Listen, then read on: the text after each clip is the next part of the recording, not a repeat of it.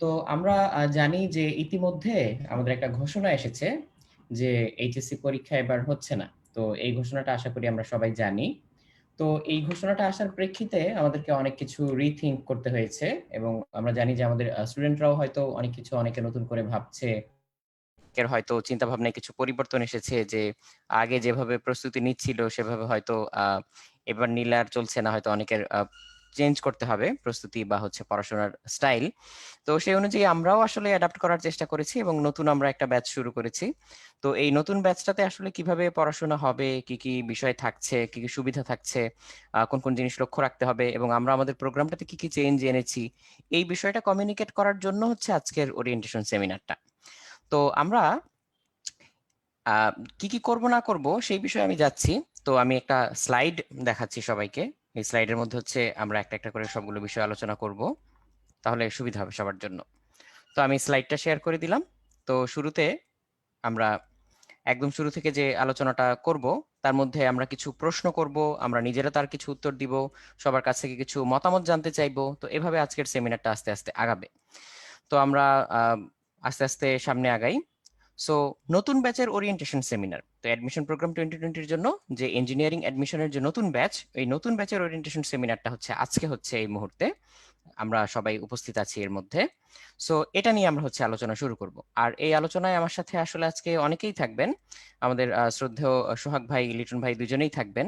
তারাও বিভিন্ন বিষয়গুলো নিয়ে আলোচনা করবেন এবং যে তথ্যগুলো এই মুহূর্তে আমাদের জানা আছে, অর্থাৎ এখন আমরা যে বিষয়গুলো জানি সেগুলো তো আমরা শেয়ার করবই, এবং তার মধ্যে আরো কি কি বিষয় ঘটতে পারে বা হতে পারে বলে আমাদের হয়তো কিছু স্পেকুলেশন আছে।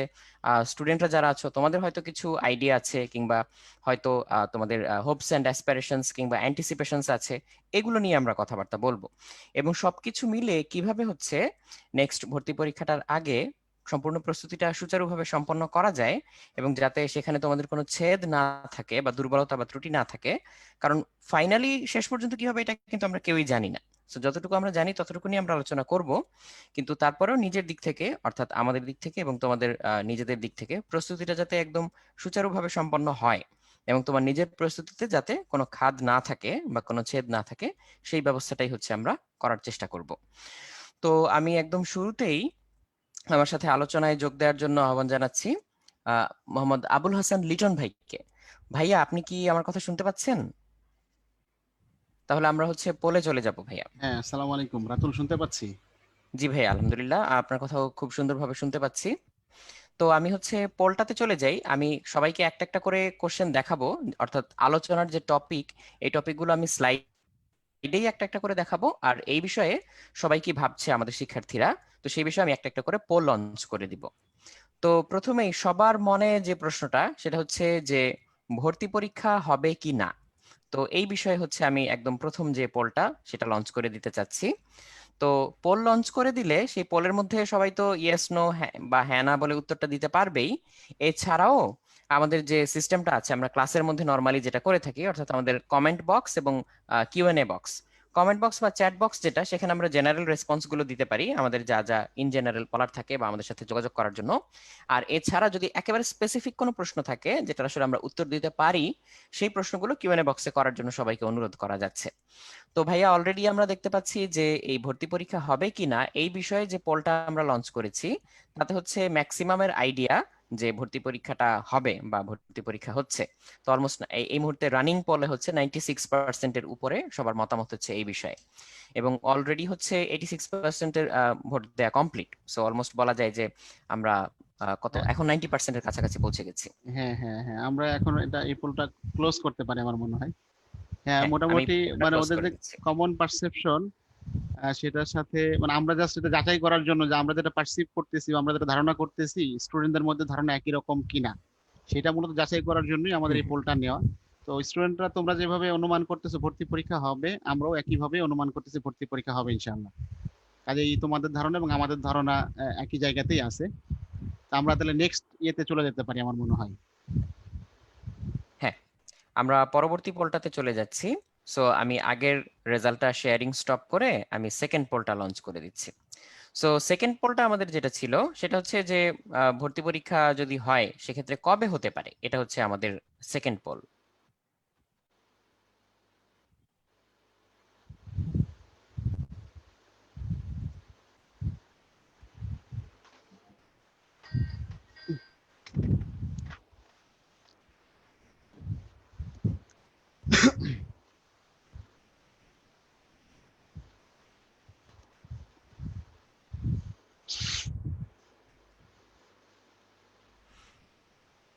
এখানে অবশ্য সবার মতামত মোটামুটি ডিভাইডেড, বা সবার অনুমান হচ্ছে বিভিন্ন ভাবে হচ্ছে।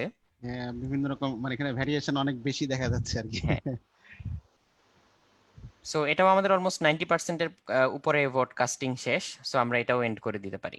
হ্যাঁ, হ্যাঁ, রাতুল, এই ব্যাপারে আসলে স্টুডেন্টরা যেমন বোঝা যাচ্ছে ওরা ওরা বেশ কনফিউজড আর কি, যে আসলে জানুয়ারিতে নাকি ফেব্রুয়ারিতে, মার্চ, এপ্রিল, অনেকে মানে আফটার মার্চও অনেকে এখানে ইয়ে করছে আর কি, ভোট দিছে।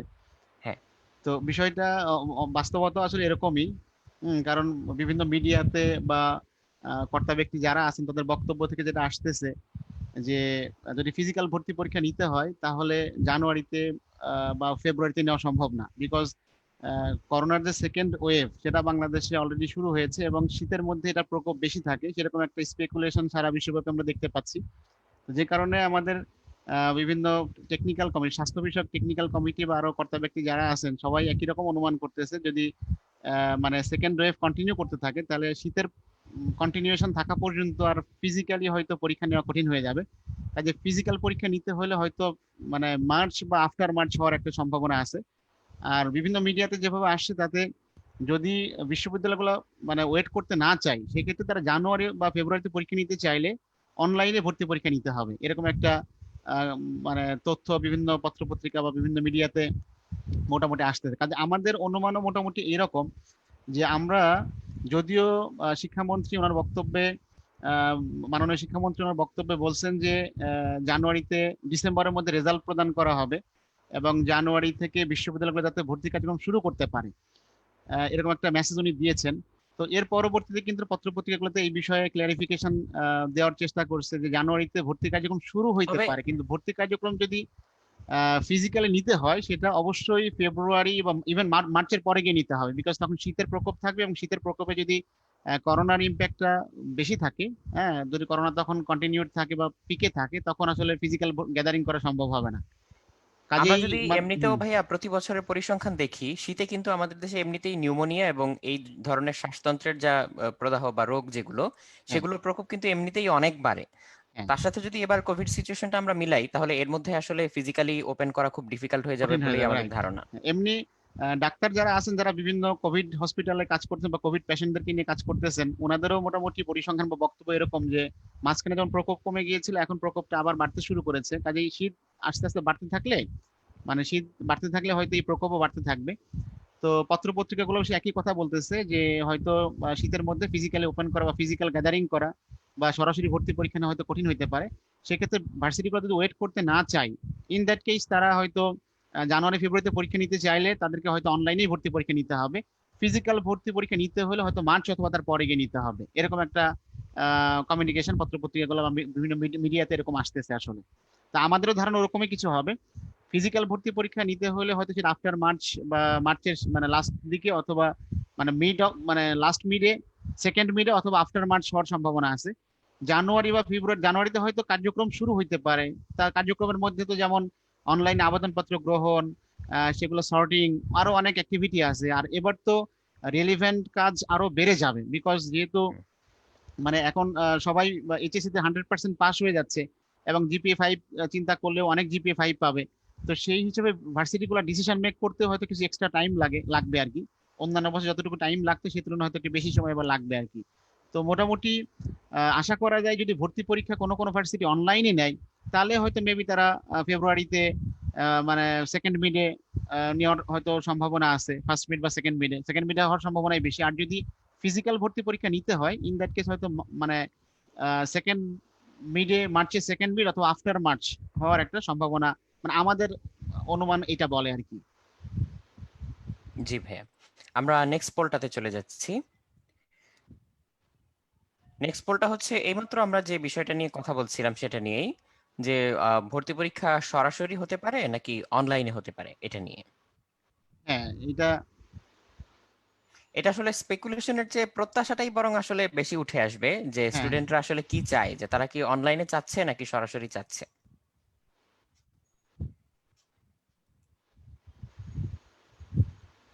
আচ্ছা, এখানেও আসলে ভাইয়া ম্যাক্সিমাম দেখা যাচ্ছে যে সবাই আসলে সরাসরি ভর্তি পরীক্ষা দিতে আগ্রহী।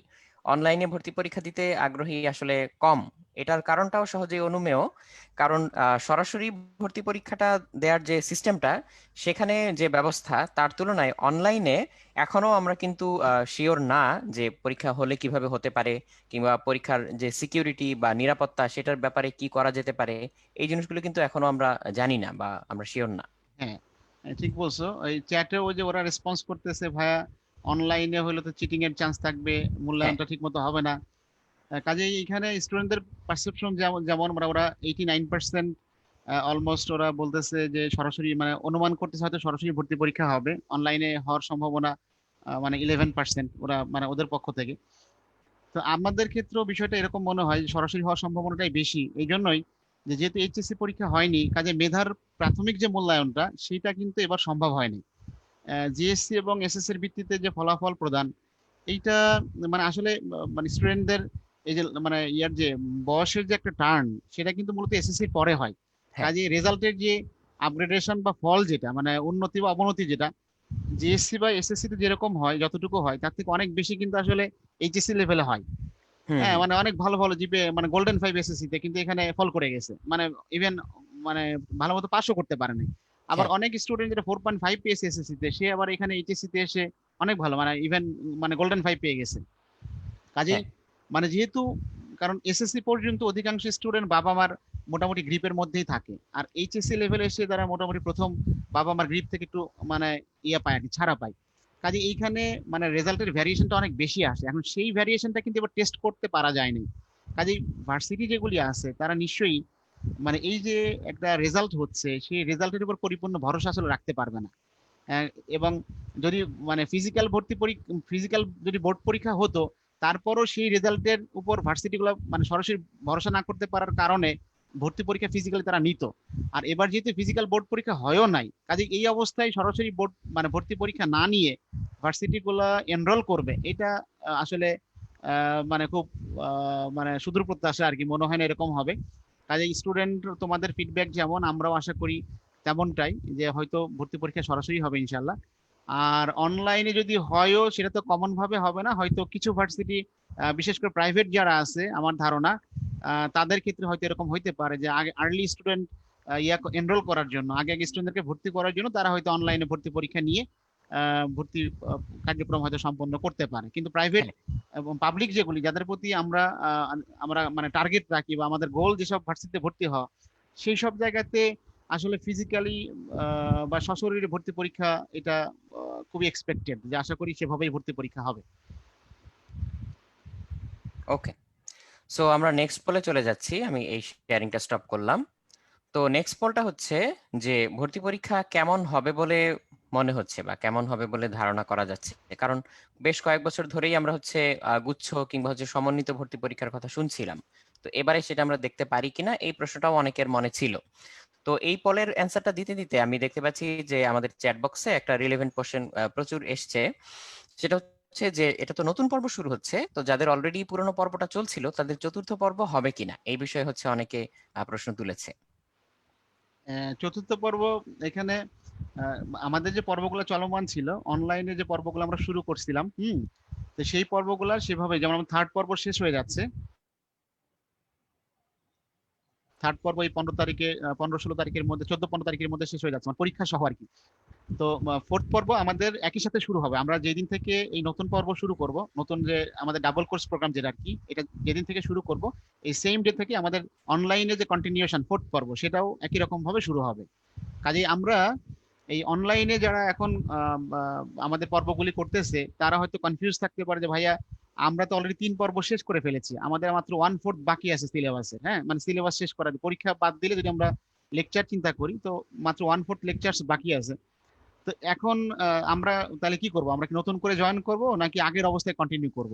তো সেক্ষেত্রে আমাদের অফারটা হলো বা আমাদের পক্ষ থেকে তোমাদের জন্য সাজেশন হলো, এটা তোমার প্রিপারেশন উপর ডিপেন্ড করবে। আমরা দুইটাকে চলমান রাখবো, আমাদের নতুন প্রোগ্রাম যেমন শুরু হচ্ছে ঠিক একই রকম ভাবে আগের যে প্রোগ্রামগুলোর কন্টিনিউশন সেটাও থাকবে। যেমন থার্ড পর্ব শেষ হয়ে গেছে, ফোর্থ পর্ব ইঞ্জিনিয়ারিং মেডিকেল ভার্সিটি সবগুলো প্রোগ্রামেরই ফোর্থ পর্ব কন্টিনিউ করব আমরা। এবং এই নতুন প্রোগ্রামের ক্লাস যেদিন থেকে শুরু হবে আমাদের এই অনলাইনে ফোর্থ পর্ব সেম ডে থেকেই শুরু হবে।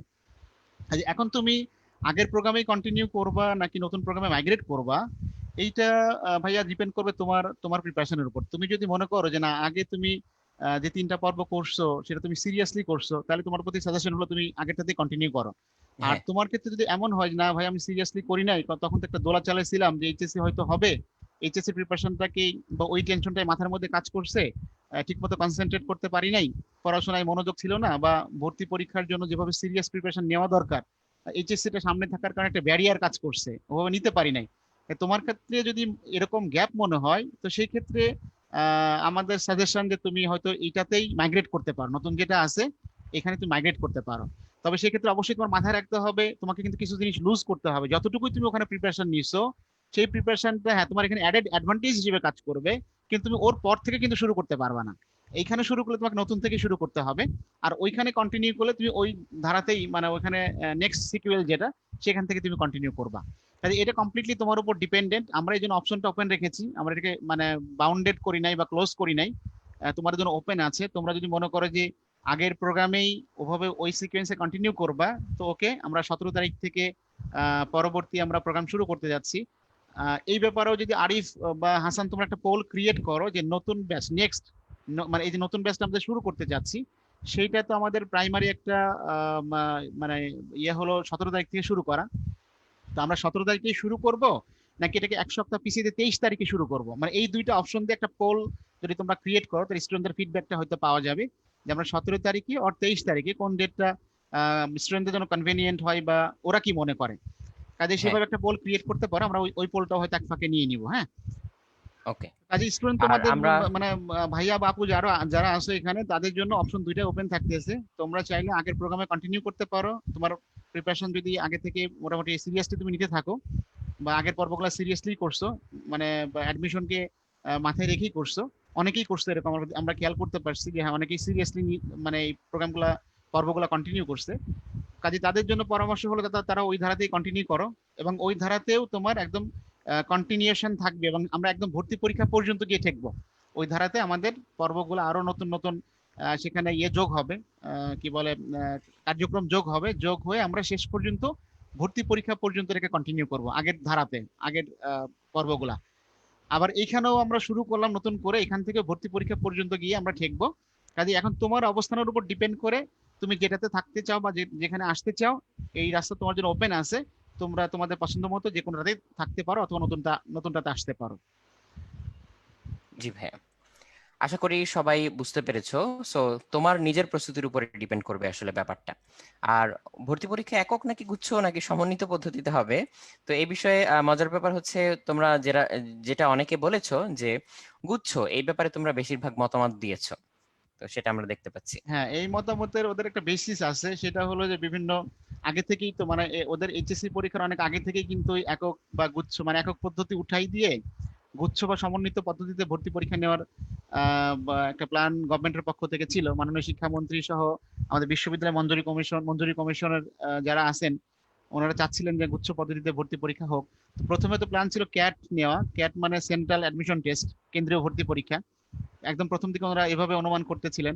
তো পরে যখন দেখলেন যে হ্যাঁ প্রকৌশল বিশ্ববিদ্যালয়গুলা, সাধারণ বিশ্ববিদ্যালয়, কৃষি বিশ্ববিদ্যালয়, দেন হলো প্রযুক্তি, এই সবগুলাকে আসলে একটা পরীক্ষার মধ্যে অ্যাকোমোডেট করা কঠিন, কারণ এক একটা ভার্সিটির স্টুডেন্ট ডিমান্ড থাকে এক এক রকম, এক এক ক্যালিবার স্টুডেন্টকে তারা সার্চ করে।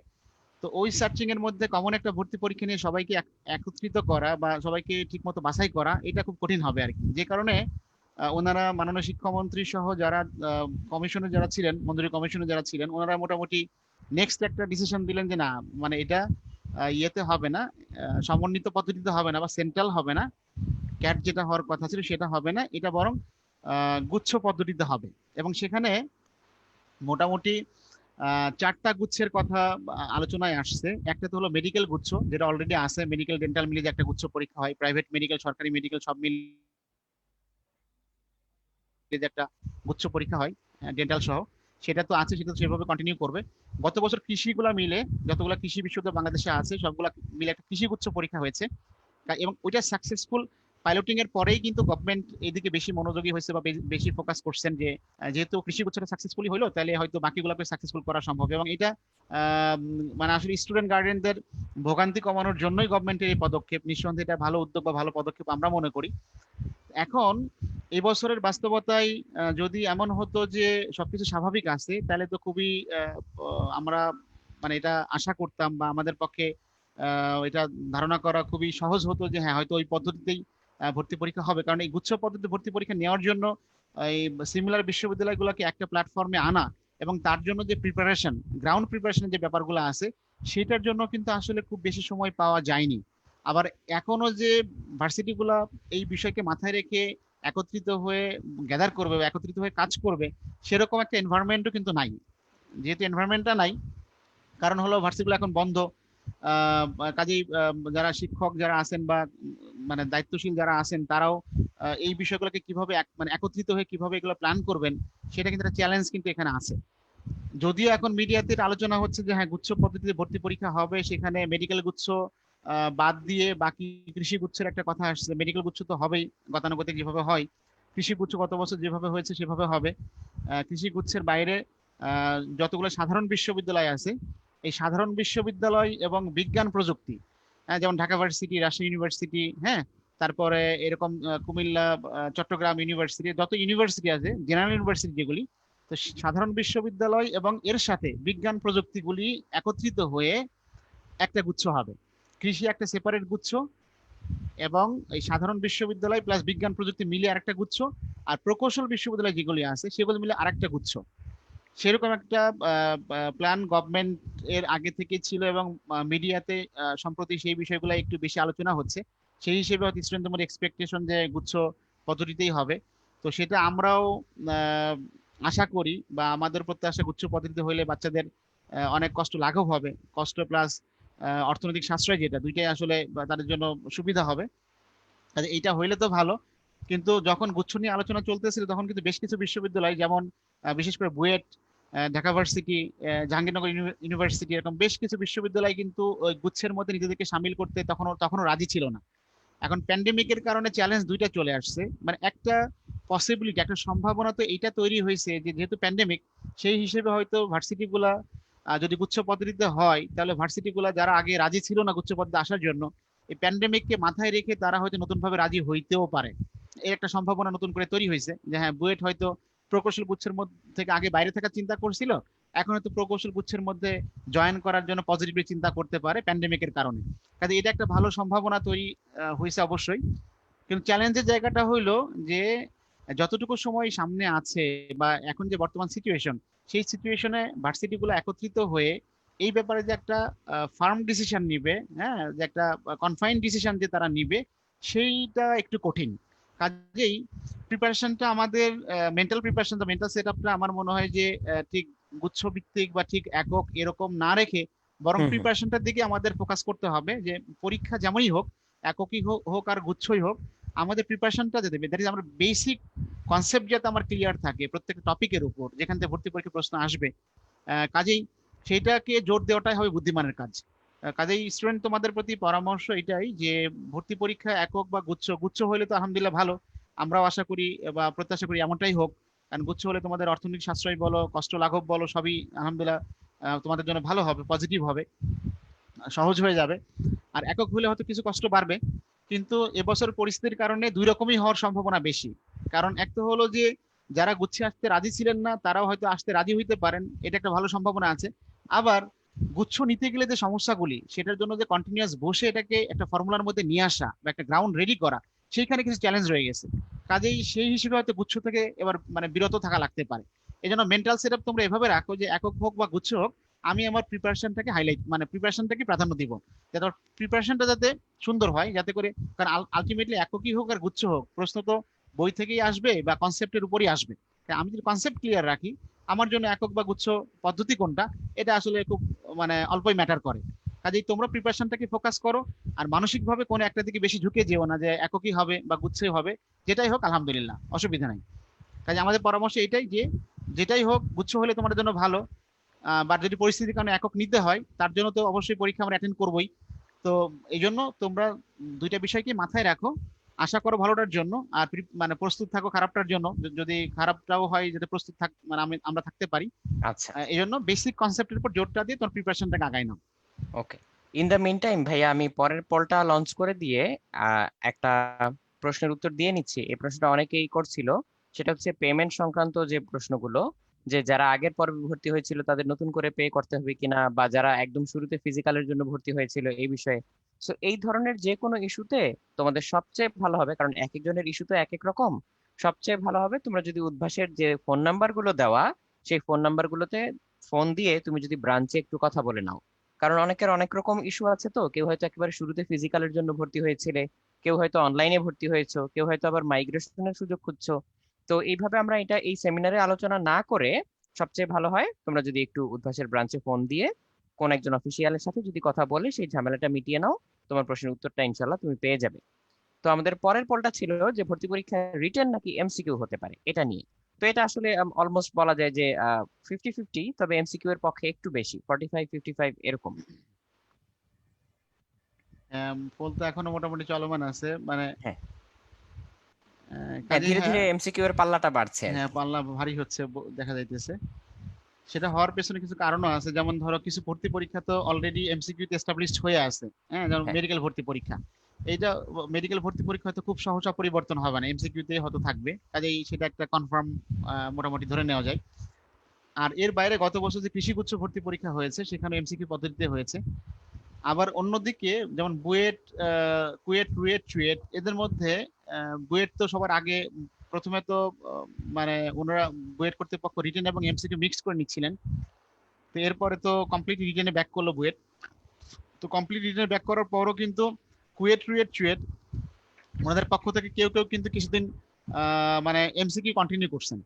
হ্যাঁ, কিন্তু পরবর্তীতে বুয়েটের মতো করেই তারা সবাই গত বছর সবাই শিফট হয়ে রিটেন পদ্ধতিতে ভর্তি পরীক্ষা নিয়েছে। কাজেই এখন গুচ্ছ যদি হয়ও, সেক্ষেত্রে প্রকৌশল বিশ্ববিদ্যালয় যেগুলি আছে সেখানে যেহেতু অলরেডি প্রকৌশলের মধ্যে রিটেন প্র্যাকটিসটাই গত বছরও হয়েছে বা আগের 2-1 বছর 2-3 বছর থেকে চলে আসতেছে, কাজে সেই হিসেবে এটা আশা করা যায় যে যদি গুচ্ছ পদ্ধতি হয়ও প্রকৌশল গুলা মেবি রিটেন থেকে সুইচ নাও করতে পারে, রিটেন পদ্ধতি থাকতে পারে।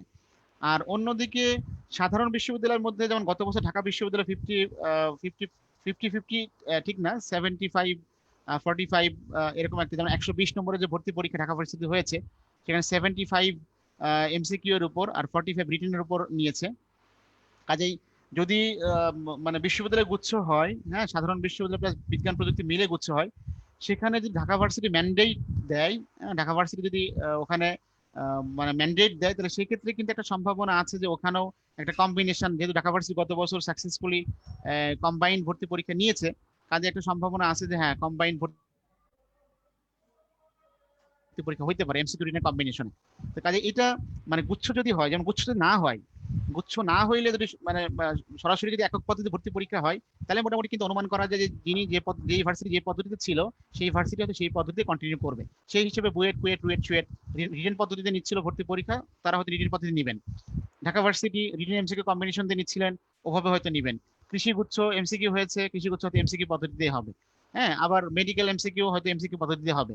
কাজেই মানে রিটেন এবং এমসিকিউ এটার আসলে এখনই কনফার্ম বলা মুশকিল। আবার গুচ্ছ হওয়ার কারণে যেমন সাধারণ বিশ্ববিদ্যালয় বিজ্ঞান প্রযুক্তি সবকিছু মিলে, যেহেতু বিজ্ঞান প্রযুক্তিগুলা এমসিকিউ পদ্ধতি নিয়ে থাকে এবং সাধারণ বিশ্ববিদ্যালয়গুলোর মধ্যে গত বছর যেমন ঢাকা ভার্সিটি, রাজশাহী ভার্সিটি, কুষ্টিয়া ইসলামী বিশ্ববিদ্যালয় ওনারা রিটেন ইন্ট্রোডিউস করছেন প্রথমবার হিসেবে। কাজেই মানে রিটেন আস্তে আস্তে ইন্ট্রোডিউস করার সংখ্যাও দিন দিন বাড়তেছে। হ্যাঁ, কাজে এখন এই সিদ্ধান্ত কনফার্ম বলা একটু কঠিন, তবে স্টুডেন্টদের পক্ষ থেকে রিটেন এবং এমসিকিউ বোথ ওয়ে প্রিপারেশন রাখা সেটা বুদ্ধিমানের কাজ হবে।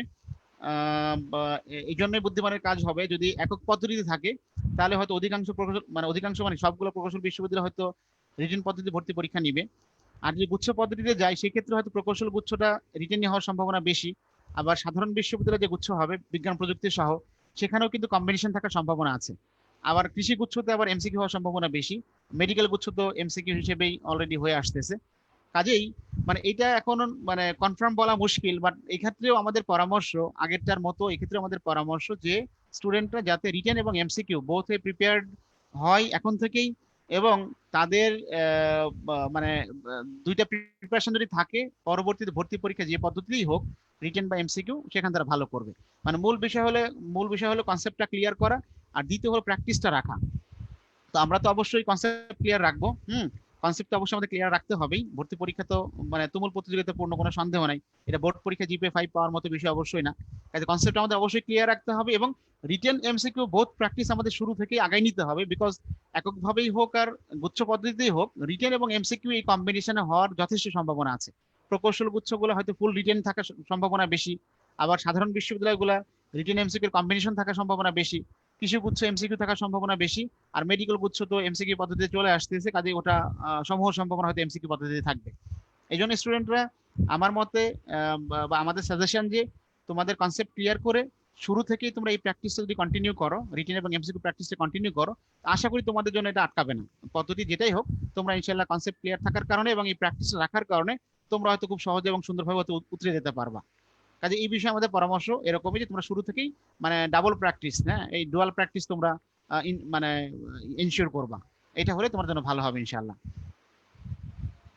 থ্যাংক ইউ ভাইয়া। আমাদের নেক্সট পোলটা ছিল যে এবারের এইচএসসি পরীক্ষায় মানে এবারের ভর্তি পরীক্ষায় এইচএসসির জিপিএ এর প্রভাব থাকতে পারে কিনা।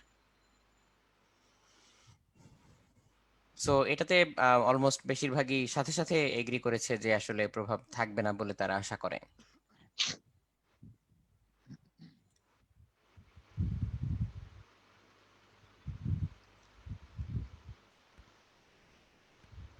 আমাদের অলমোস্ট ভাইয়া 80% ভোট কাস্টিং শেষ। হ্যাঁ আমরা অলমোস্ট, হ্যাঁ এটাও এখানে আমরা, পোলটা এন্ড করতে পারি। হ্যাঁ এটা তো বোঝা যাচ্ছে, মানে আসলে পাবলিক পারসেপশন যেটা, হ্যাঁ কমন পারসেপশন যেটা, নর্মাল ন্যাচারাল যে কোনো ঘটনা সেরকমই ঘটে। হ্যাঁ, মোটামুটি এটা ন্যাচারাল ডিস্ট্রিবিউশন বলা চলে আর কি, পরিসংখ্যানের ভাষায়। কাজেই এবং এটা অনুমানের যে গ্রাউন্ড, স্টুডেন্টদের যে গ্রাউন্ড, আমাদের গ্রাউন্ড অনেকটা একই রকম। যেহেতু যেহেতু বোর্ড পরীক্ষা নেওয়া সম্ভব হয় নাই, কাজে জেএসসি এবং এসএসসি রেজাল্টের গড়ের ভিত্তিতে যে এইচএসসি রেজাল্টটা দেওয়া হবে, সেই রেজাল্টের ইম্প্যাক্ট ভর্তি পরীক্ষা না থাকার সম্ভাবনাটাই বেশি। বিকজ এটা আমরা খুব সহজেই ধারণা করতে পারি যে জেএসসি বা এসএসসি যেটা বলতেছিলাম, জেএসসি বা এসএসসি তে একটা স্টুডেন্ট যে বাবা মার গ্রিপের মধ্যে থাকে, বাবা মার কন্ট্রোলে থাকে, কাজে সেখান থেকে রেজাল্ট ভালো করা খুব সহজ। এইচএসসি তে এসে বরং এই ভ্যারিয়েশনটা অনেক বেশি হয়, এটা আমরা শুরুতে বলতেছিলাম। কাজে হ্যাঁ, যেহেতু ওই ভ্যারিয়েশনটা এবার টেস্ট করার সুযোগ হয় নাই, কাজে এবার এইচএসসি রেজাল্টের ইম্প্যাক্টটা না থাকার সম্ভাবনাটা বেশি বেশি। এবং যদি এইচএসসি রেজাল্টের ইম্প্যাক্ট না থাকে, সেক্ষেত্রে এসএসসিটা থাকবে কিনা, হ্যাঁ এটাও একটা বিষয় যে এসএসসিটা থাকবে কিনা, নাকি শুধু ভর্তি পরীক্ষার উপর ডিপেন্ড করেই তারা সিদ্ধান্ত নেবেন। কাজে এটারও হ্যাঁ, কিন্তু একটা যথেষ্ট মানে এইচএসসির ইম্প্যাক্ট থাকবে না, এটা মোটামুটি আশা করা যায়। আর যেহেতু এইচএসসিটা থাকবে না, তো সেক্ষেত্রে এসএসসি থাকার সম্ভাবনা এটাও মোটামুটি খুব কমই বলা চলে। যেহেতু এসএসসিটা আসলে এইচএসসির সাথে খুব বেশি প্রাসঙ্গিক না, হুম, হ্যাঁ সেই জন্য হয়তো এসএসসিটা না থাকার সম্ভাবনা বেশি। আর কিছু কিছু ভর্তি পরীক্ষাতে তো আগে থেকেই জিপিএ এর প্রভাব ছিল না, বিশেষ করে প্রকৌশল বিশ্ববিদ্যালয় ভর্তি পরীক্ষা যেগুলি, সেখানে তো মানে শুধু বাছাই প্রক্রিয়ার মধ্যে জিপিএর একটা প্রভাব ছিল। কিন্তু মূল ভর্তি পরীক্ষার যে মেরিট লিস্ট, যেটা মেধাক্রম প্রণয়ন যেটা, তার মধ্যে কিন্তু মানে জিপিএর কোনো প্রভাব আগে থেকে ছিল না।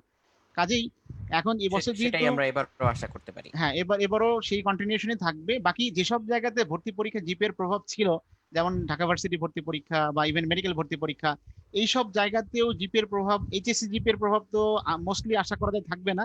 এসএসসিটাও এটা না থাকলে, এইচএসসি না থাকলে আশা করা যায় এসএসসিটা হয়তো থাকবে না। কাজেই স্টুডেন্ট, তোমরা এখানে যারা আসো, আজকে সেমিনার যারা পার্টিসিপেট করতেছো, আমাদের জুম লিঙ্কে অথবা ফেসবুক পেজে যারা আমাদের লাইভটা দেখতেছো, তাদের প্রতি আমাদের পরামর্শ এইটাই যে তোমার রেজাল্টের ইম্প্যাক্ট, জিপিএর ইম্প্যাক্ট থাকুক বা না থাকুক, তোমার ভর্তি পরীক্ষাতে তুমি যদি ভালো করো, হ্যাঁ যদি জিপিএর ইম্প্যাক্ট থাকে তাহলে তো আলহামদুলিল্লাহ।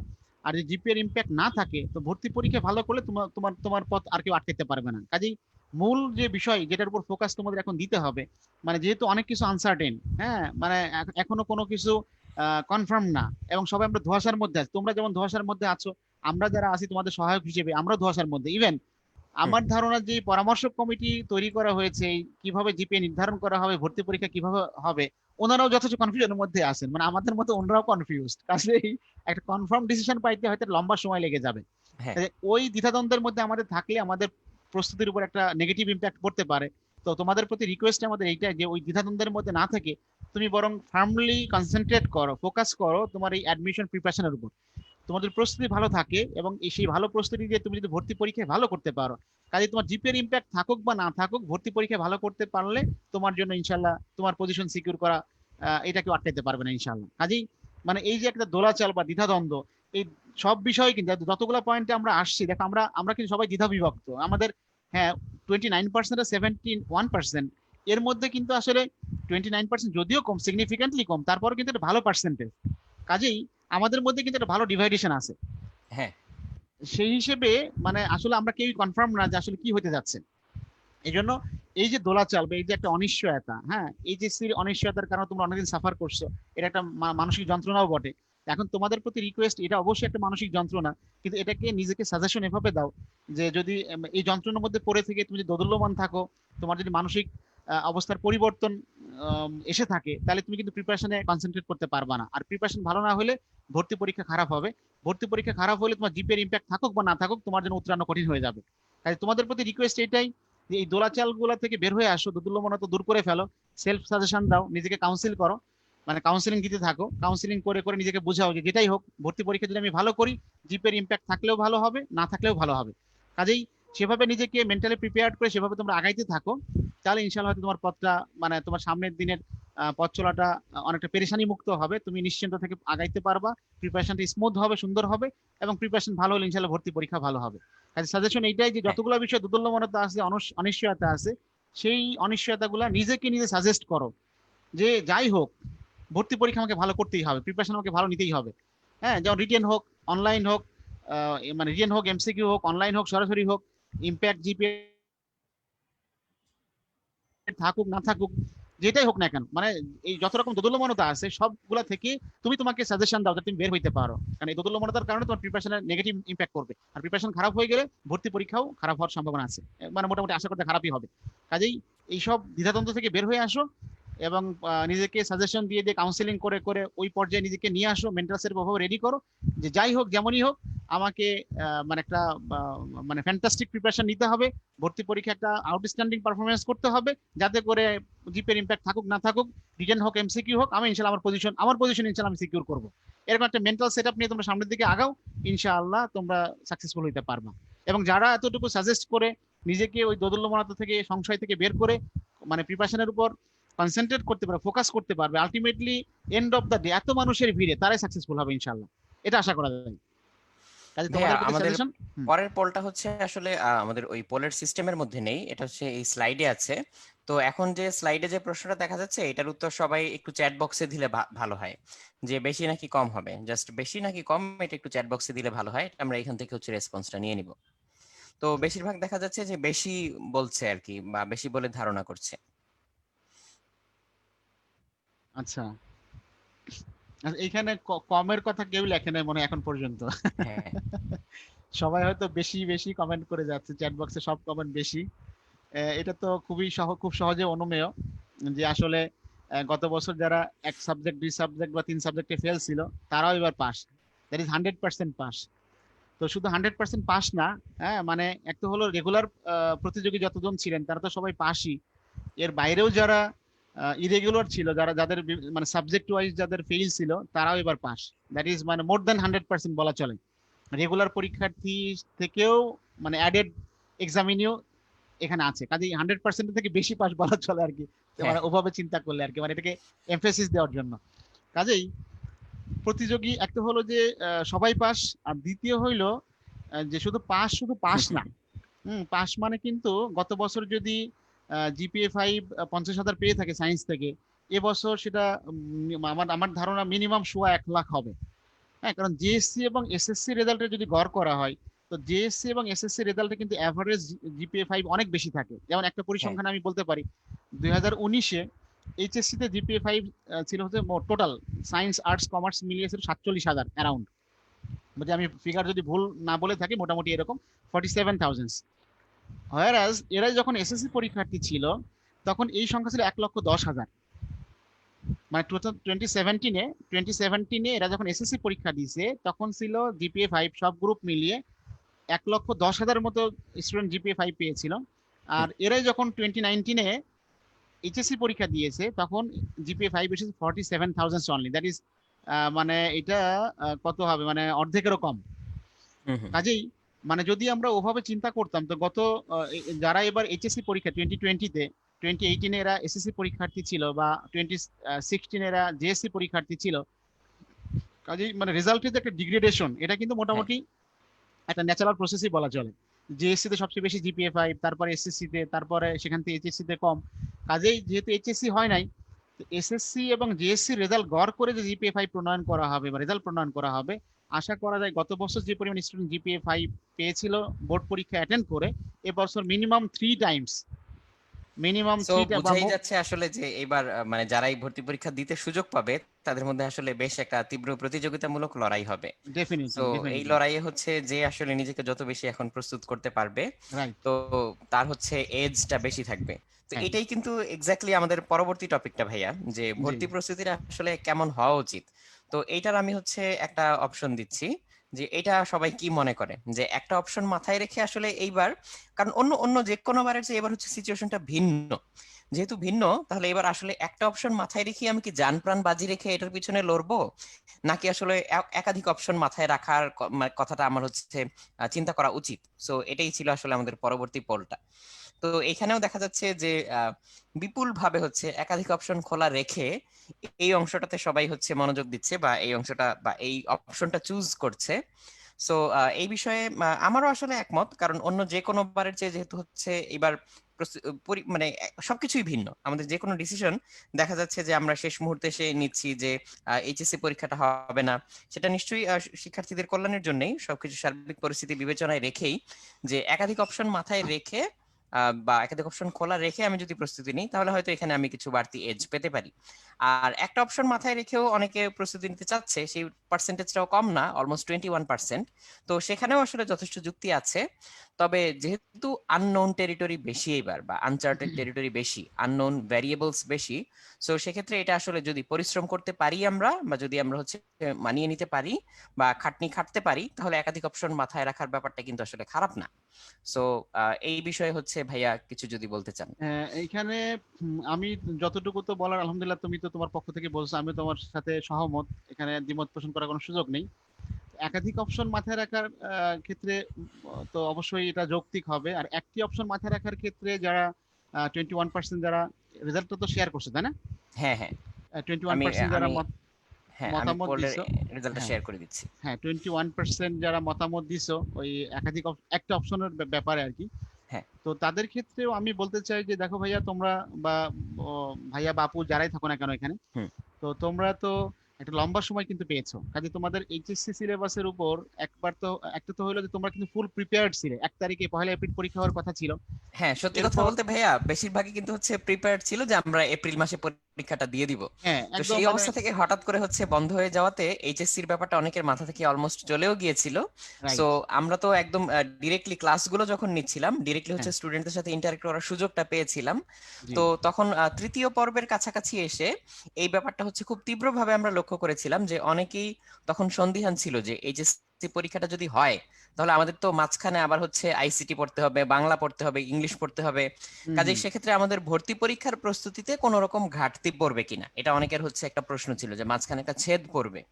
সো তারপরে যখন হঠাৎ করে আমরা এই ঘোষণাটা পেলাম যে এইচএসসি পরীক্ষাটা এবার হচ্ছে না, তো সেক্ষেত্রে অনেকের হচ্ছে অনেক রকম মনোভাব ছিল, যে অনেকে এটাকে খুব পজিটিভলি নিয়েছে, যে হ্যাঁ আমাদের মাঝখানে আর ছেদ পড়বে না, এবং যেহেতু একই সিলেবাসের উপরে সবগুলো পরীক্ষা, একই বইয়ের উপরে সবগুলো পরীক্ষা, একই টপিক থেকে আমাদের প্রশ্নগুলো হবে, কাজেই কেন না আমি হচ্ছে একাধিক বিষয়ের উপরে প্রস্তুতিটা নিতে পারি, কিংবা একাধিক রাইট অপশন রাইট আমি রাইট খোলা রাখতে রাইট পারি। সেম, আমি ঠিক এই কথাগুলোই বলতে চাচ্ছিলাম যে যেহেতু ওরা লম্বা একটা সময় পেয়েছে, একটা তো হলো যে তখনই প্রিপেয়ার ছিল পরীক্ষা দেওয়ার জন্য, হ্যাঁ এরপর থেকে লম্বা প্রায় অলমোস্ট 6 মান্থস, হ্যাঁ এই মার্চের পর থেকে 6 মাসের মতো পার হয়ে যাচ্ছে, এই 6 মাস ধরে কিন্তু ওরা প্রিপারেশন নিচ্ছে, ওই একই সিলেবাসের হ্যাঁ উপর কিন্তু প্রিপারেশন নিচ্ছে।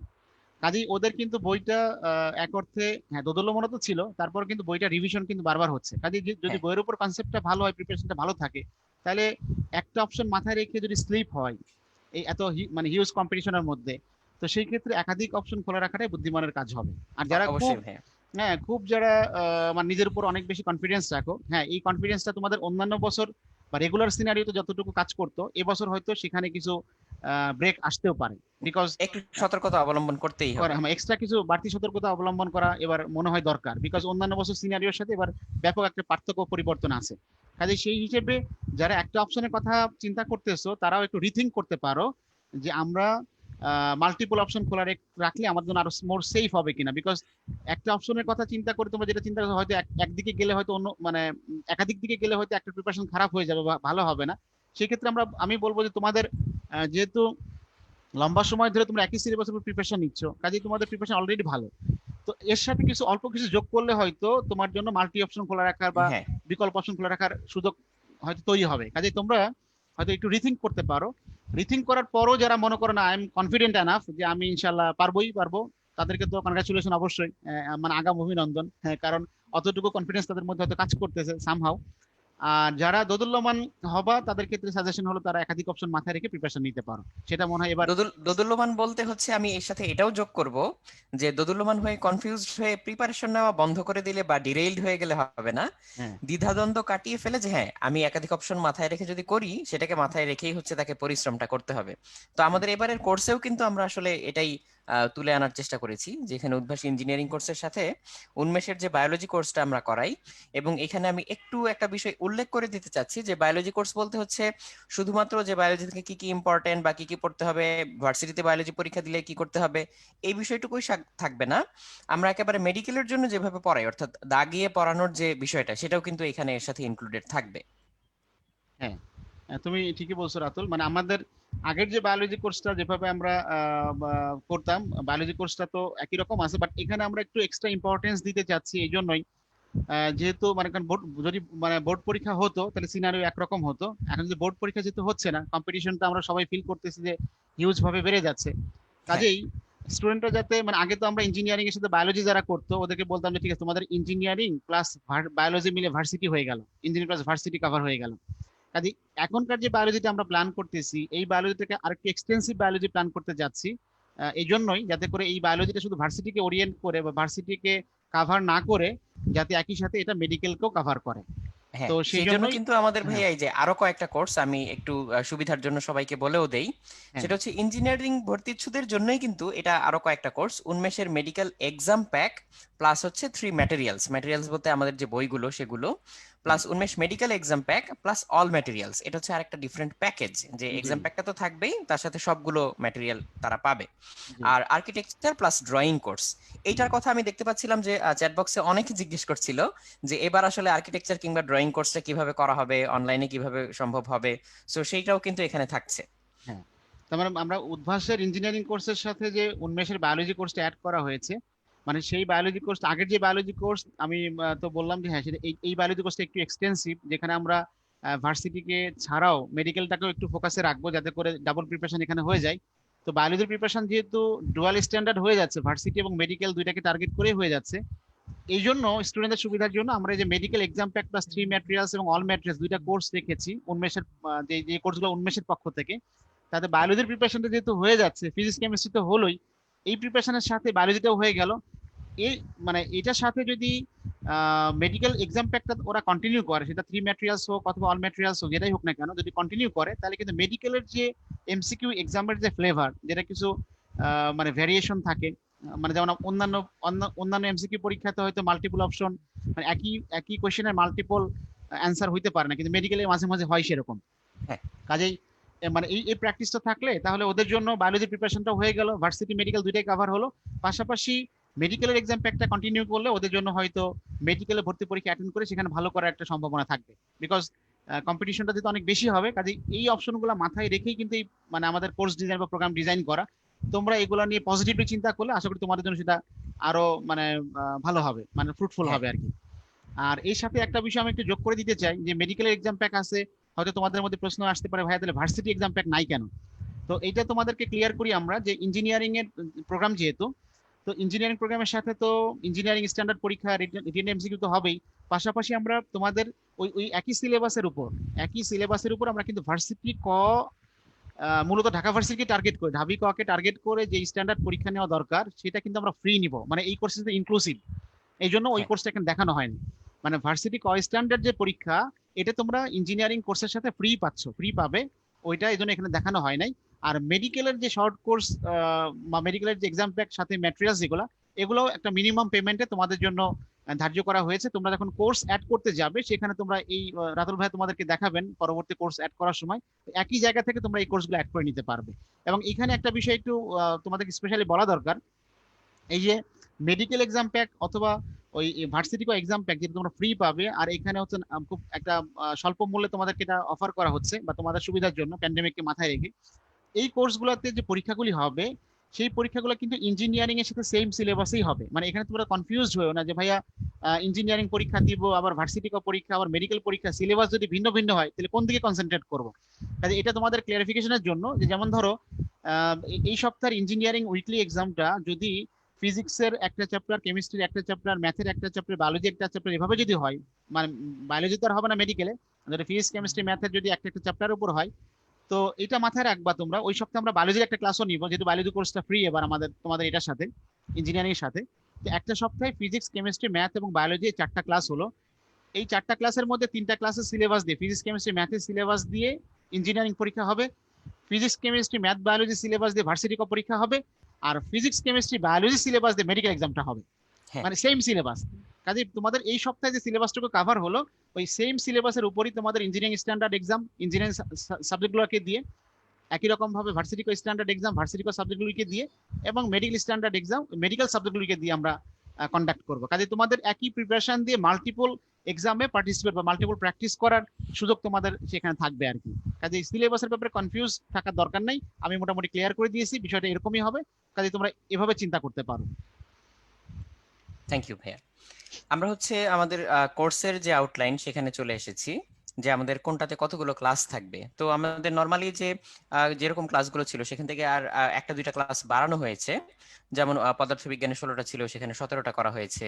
একইভাবে হচ্ছে রসায়ন, উচ্চতর গণিত এরকম। সো কিছু কিছু জায়গায় হচ্ছে একটা দুইটা ক্লাস বাড়ানো হয়েছে এখানে। সো এইটুকুই চেঞ্জ, আর বাকিটুকু আগের মতোই। হ্যাঁ, আর নিচে হচ্ছে জীববিজ্ঞান এবং আর্কিটেকচারের যে ক্লাসের সংখ্যা সেটাও দেখানো। সো সবগুলো মিলে কিন্তু অনেকগুলো ক্লাস। আমরা অনেকগুলো ক্লাসের প্ল্যান আমরা রাখতেছি, যাতে করে মানে আমরা প্রিপারেশনটাকে একটু স্মুথলি এবং সুন্দরভাবে আগাইতে পারি। ক্লাসের প্ল্যানটা এই জন্য এভাবে রাখা হচ্ছে। পরবর্তীতে আমি এটা সম্পর্কে একটু ডিটেইলস এক্সপ্লেইন করব। অনেকে চ্যাট বক্সে আমি খেয়াল করতেছিলাম যে বলতেছিল ভাই মানে শুরু থেকে লিখিত এক্সাম নেওয়া হোক যাতে হ্যাঁ প্র্যাকটিসটা হ্যাঁ আমাদের ভালো হয়। তো কাজেই সেটা তোমাদের ডিমান্ড অনুসারেই আলহামদুলিল্লাহ, মানে আলটিমেটলি তোমাদের ডিমান্ডগুলোকে আমরা অ্যানালাইসিস করি, তোমাদের কোর্স ডিজাইন করি। তো সেটা হ্যাঁ রিফ্লেকশনও এখানে তোমরা দেখতে পাচ্ছ, তোমাদের ডিমান্ডের সাথে মিলেই গেছে যে আমরা শুরু থেকেই লিখিত এবং এমসিকিউ এক্সাম দিব। যারা এখানে একটা পোল যদি আমরা নিতে পারি রাতুল, সেটা হলো যে এখানে একদম নতুন কারা আছে, মানে হুম, যদি একটা পোল ক্রিয়েট করে তাহলে তো ভালো হবে, যে যারা উদ্ভাসের এই যে অনলাইন যে প্রোগ্রামগুলো চললো, আমাদের অনলাইন যে পর্বগুলি চললো, কোনো পর্বে তারা পার্টিসিপেট করে নাই, এরকম সংখ্যা কেমন আছে? হ্যাঁ আর হ্যাঁ হলো যারা মানে কোনো না কোনো পর্বে পার্টিসিপেট করছে, এরকম সংখ্যা কেমন আছে? এরকম একটা পোল যদি একটু ক্রিয়েট করা যায় তাহলে ভালো হয়। হ্যাঁ। তো জুয়েল যারা ভাই আর জুয়েল ভাই আর সাগর ভাই যদি একটু প্লিজ ব্যাপারটা দেখেন, এই এই পোলটা একটু যদি অ্যাড মানে করে দেন। উদ্ভাসের এই ইঞ্জিনিয়ারিং প্রোগ্রামের যে অনলাইন পর্ব ছিল, হ্যাঁ ইঞ্জিনিয়ারিং প্রোগ্রাম অনলাইন পর্বে আজকে সেমিনার যারা পার্টিসিপেট করতেছে এদের মধ্যে ইঞ্জিনিয়ারিং প্রোগ্রাম অনলাইন পর্বে এক বা একাধিক পর্ব করছে, হ্যাঁ পার্টিসিপেট করছে, এরকম সংখ্যা কারা আছে, আর একেবারেই করেনি এরকম সংখ্যা কারা আছে, মানে এই একটা পোল যদি ক্রিয়েট করা যায় তাহলে খুব ভালো হয়। তো জি তারপর ভাইয়া। আমি একটু এটা বলি, সেটা হলো যে আমরা শুরু থেকেই লিখিত এবং এমসিকিউ পরীক্ষা নিব, একদম একদম শুরু থেকেই। তো ডেইলি এক্সাম গুলা লিখিত এবং এমসিকিউ অবশ্য দুই রকমই হবে। এটা ইঞ্জিনিয়ারিং স্ট্যান্ডার্ড হবে, ভার্সিটি স্ট্যান্ডার্ড হবে, মেডিকেল স্ট্যান্ডার্ড হবে। উইকলি এক্সামও সিমিলার, পেপার ফাইনাল এক্সাম সবগুলো পরীক্ষাতে যতগুলো টাইপের এক্সাম আমরা দেখতে পাচ্ছি, ওই daily exam, weekly exam, paper final, subject final, combined paper, final model test, নামগুলো থেকে আমরা ক্লিয়ারলি বুঝতে পারতেছি। ডেইলি উইকলি তো বোঝা যাচ্ছে। পেপার ফাইনাল মানে হলো সিঙ্গেল সিঙ্গেল পেপারের উপর, ফিজিক্স ফার্স্ট পেপারের উপর একটা, কেমিস্ট্রি ফার্স্ট পেপারের উপর একটা, ম্যাথ ফার্স্ট পেপারের উপর একটা। একই রকম ভাবে সাবজেক্ট ফাইনাল মানে হলো ফিজিক্সের 2 পেপার কম্বাইন করে একটা, কেমিস্ট্রি 2 পেপার মানে মিলিয়ে একটা, এভাবে করে সাবজেক্ট ফাইনাল। আর কম্বাইন পেপারটা হলো যে সবগুলো সাবজেক্টের ফার্স্ট পেপার, হ্যাঁ physics first paper, second chemistry first paper এবং ম্যাথ ফার্স্ট পেপার, যদি বায়োলজি হয় তো বায়োলজি ফার্স্ট পেপার, এভাবে করে কম্বাইন্ড পেপার এক্সাম, হ্যাঁ এরকম এক্সাম আমরা নিব। 2টা এক্সাম এরকম থাকবে। আর ফাইনাল মডেল টেস্ট তো অবশ্যই যদি বুয়েট হয় তো বুয়েট স্ট্যান্ড, ইঞ্জিনিয়ারিং হলে তো বুয়েট স্ট্যান্ডার্ড থাকবে, দেন কুয়েট ভর্তি পরীক্ষার আগে যদি ভিন্ন ভিন্ন ভর্তি পরীক্ষা হয় তো তো কনসার্ন প্রতিষ্ঠানের ভর্তি পরীক্ষার আগে আমরা স্পেশাল মডেল টেস্ট ওই প্রতিষ্ঠানকে টার্গেট করে ওই প্রতিষ্ঠানের টাইপকে মাথায় রেখে আমরা ইয়ে করব। সেটা স্পেশাল মডেল টেস্টের মধ্যে সেটা নেওয়া হবে। আর ফাইনাল মডেল টেস্টগুলোতে আমরা ইঞ্জিনিয়ারিং স্ট্যান্ডার্ড মানে এখানে মোস্টলি বুয়েট স্ট্যান্ডার্ড নেওয়া হবে। আর স্পেশাল মডেল টেস্টগুলো হবে হলো ওই কনসার্ন যে ভার্সিটি তাদের মতো করে আমরা এই স্পেশাল মডেল যেগুলো আমরা কন্ডাক্ট করব। তো সো বোঝাই যাচ্ছে যে অনেক ধরনের এক্সাম আছে এবং এই এক্সামগুলোর মধ্যে রিটেন এবং এমসিকিউ বোথ টাইপ থাকবে অবশ্যই প্রত্যেকটা পরীক্ষাতে। পাশাপাশি মানে ইঞ্জিনিয়ারিং স্ট্যান্ডার্ড থাকবে, ভার্সিটি স্ট্যান্ডার্ড থাকবে, এই দুটো তো একসাথে ইনক্লুসিভ। আর মেডিকেল স্ট্যান্ডার্ডও থাকবে সেম সিলেবাসের উপর।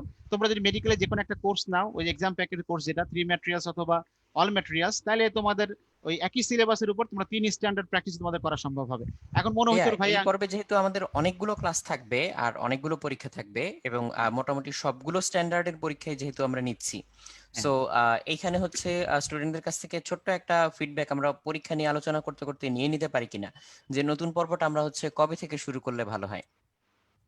হ্যাঁ এটা হ্যাঁ এই ফিডব্যাকটা নেওয়া যেতে পারে। এটা কি আমি একটা পোল?